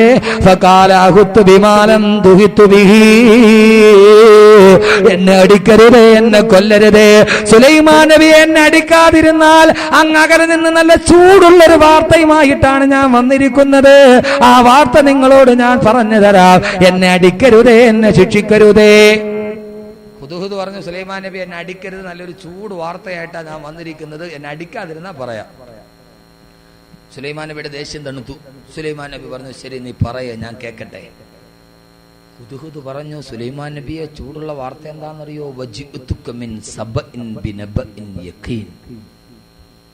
സുലൈമാൻ നബി ഒരു ചൂടുള്ള വാർത്ത. സുലൈമാൻ നബി അലൈഹി സ്വലാത്തു വസ്സലാം കാത് ചേർത്തു. എന്താണ്? പെണ്ണുങ്ങളെ പോലെ വൈകുന്നേരം ഒരു ഫിത്ന കോർണർ ഉണ്ടാവുമല്ലോ, അവിടെ ഫിത്ന പറയും. ഇല്ലെങ്കിൽ പള്ളിയുടെ ഫ്രണ്ടിൽ, എല്ലാ പള്ളിയുടെ ഫ്രണ്ടിലും ഉണ്ടാവും ഒരു ചെറിയ തിണ്ണ, MFBകൾ ഇരിക്കുന്ന സ്ഥലം. എല്ലാ പള്ളിയിലും കുറെ MFBകൾ ഉണ്ടാവും. MFB എന്ന് പറഞ്ഞാൽ മൗലവി ഫാദിൽ ബാക്കവി, ഇത് മസ്ജിദ് ഫിത്ന ബോർഡ്. ഈ MFB എന്ന് പറഞ്ഞാൽ മസ്ജിദ് ഫിത്ന ബോർഡ്. പള്ളിയുടെ സിറ്റ് ഔട്ട് ഇരിക്കും. ഉസ്താദ് നിസ്കാരം കഴിഞ്ഞ് ഇറങ്ങുമ്പോൾ ഒരു ഷെയ്ഖ് അടുത്ത ഷെയ്ഖിനോട് പറയും, കണ്ട അങ്ങേരുടെ തുണി കണ്ട നിര്യാണിയുടെ താഴെ കിടക്കണം. മസ്ജിദ് ഫിത്ന ബോർഡ്, പരദൂഷണ കമ്മിറ്റി, പച്ചിറച്ചി തിന്നൽ ജോലി. സുബൈ നിസ്കാരത്തിന് ഇറങ്ങും, ഇശാ നിസ്കാരം വരെ പച്ചിറച്ചി നിന്നിട്ട് കയറി പോകും. നിസ്കരിക്കണ പ്രതിഫലം മുഴുവൻ. ഞങ്ങളുടെ ഉസ്താദ് കോയ ഉസ്താദ്, അല്ലാഹു സുബ്ഹാനഹു വ തആല ആരോഗ്യത്തിൽ ദീർഘായുസ് കൊടുക്കട്ടെ, ഉസ്താദ് പറയാറുണ്ട്, ചില ആളുകൾ സുബൈക്ക് നിസ്കരിക്കാൻ വരും, നല്ല വെളുപ്പാൻ കാലത്ത് നിസ്കരിക്കാൻ വന്നിട്ട് ആ പ്രതിഫലം നിസ്കരിക്കാൻ വന്ന ആളുകൾക്ക് മുഴുവൻ കൊടുത്തിട്ട് അവരൊന്നുമില്ലാതെ കയറി പോകും. പരദൂഷണം പറഞ്ഞു. സഹോദരങ്ങളെ, സുലൈമാൻ നബി പറഞ്ഞു, നീ ആ കാര്യം അങ്ങ് പറയേ. ഹുദുഹുദ് പറയാൻ തുടങ്ങിയ രഹസ്യം എന്താണെന്നറിയോ?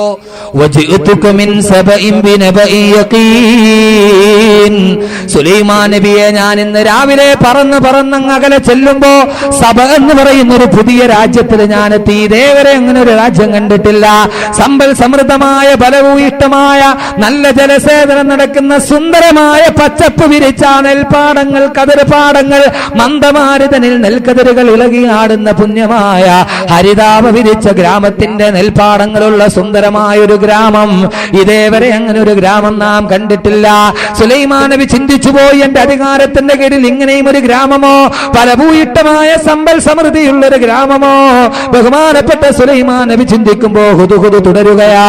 സുലൈമാൻ നബിയെ പ്രശ്നം അതൊന്നുമല്ല.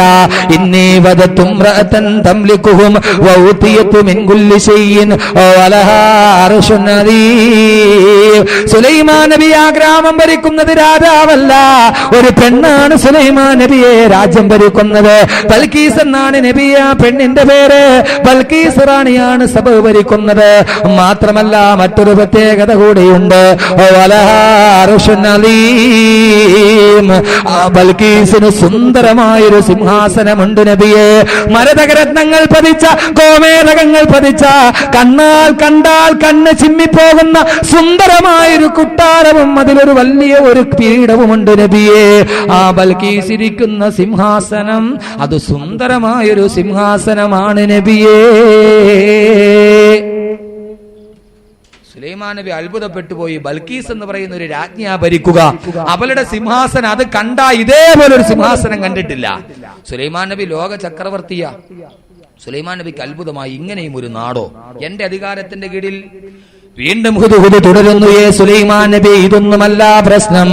വദതുഹാ വഖൗമഹാ യസ്ജുദൂന ലിശംസി മിൻ ദൂനില്ലാഹ്. ആ പെണ്ണും ആ രാജ്ഞിയും അവിടുത്തെ നാട്ടുകാരും അല്ലാഹുവിനെ ആരാധിക്കാത്തവരാണ് നബിയെ. സൂര്യാരാധകരാണ് നബിയെ. അവർ അല്ലാഹുവിനെ അനുസരിക്കാത്തൊരു ജനതയാണ്. സുലൈമാൻ നബി അത്ഭുതപ്പെട്ടു പോയി. പ്രവാചകനായ എന്റെ കീഴിൽ അല്ലാഹുവിനെ അനുസരിക്കാത്ത സൂര്യനെ ആരാധിക്കുന്നൊരു സമൂഹമോ? അവരെ ദഅവത്ത് ചെയ്തേ മതിയാകൂ, പ്രബോധനം ചെയ്തേ മതിയാകൂ. തന്റെ കീഴിൽ ഇങ്ങനെ ഒരു ജനതയോ? സുലൈമാൻ നബി അലൈഹിസ്സലാത്തു വസ്സലാം തന്റെ രാജസദസ്സ് വിളിച്ചുകൂട്ടി. സുലൈമാൻ നബി അലൈഹിസ്സലാത്തു വസ്സലാം തന്റെ രാജസദസ്സ് വിളിച്ചുകൂട്ടി. ബഹുമാനപ്പെട്ട സുലൈമാൻ നബി അലൈഹിസ്സലാത്തു വസ്സലാം എന്നിട്ട് ആ ഹുദുഹുദിനോട് പറയുന്നു, ഹുദുഹുദ്, നിനക്ക് ഞാനൊരു കത്തെഴുതി തരാം. ആ കത്ത് നീ ബൽക്കീസിന് കൊടുക്ക്. സുലൈമാൻ നബി ഒരു കത്തെഴുതി. ഇന്നഹു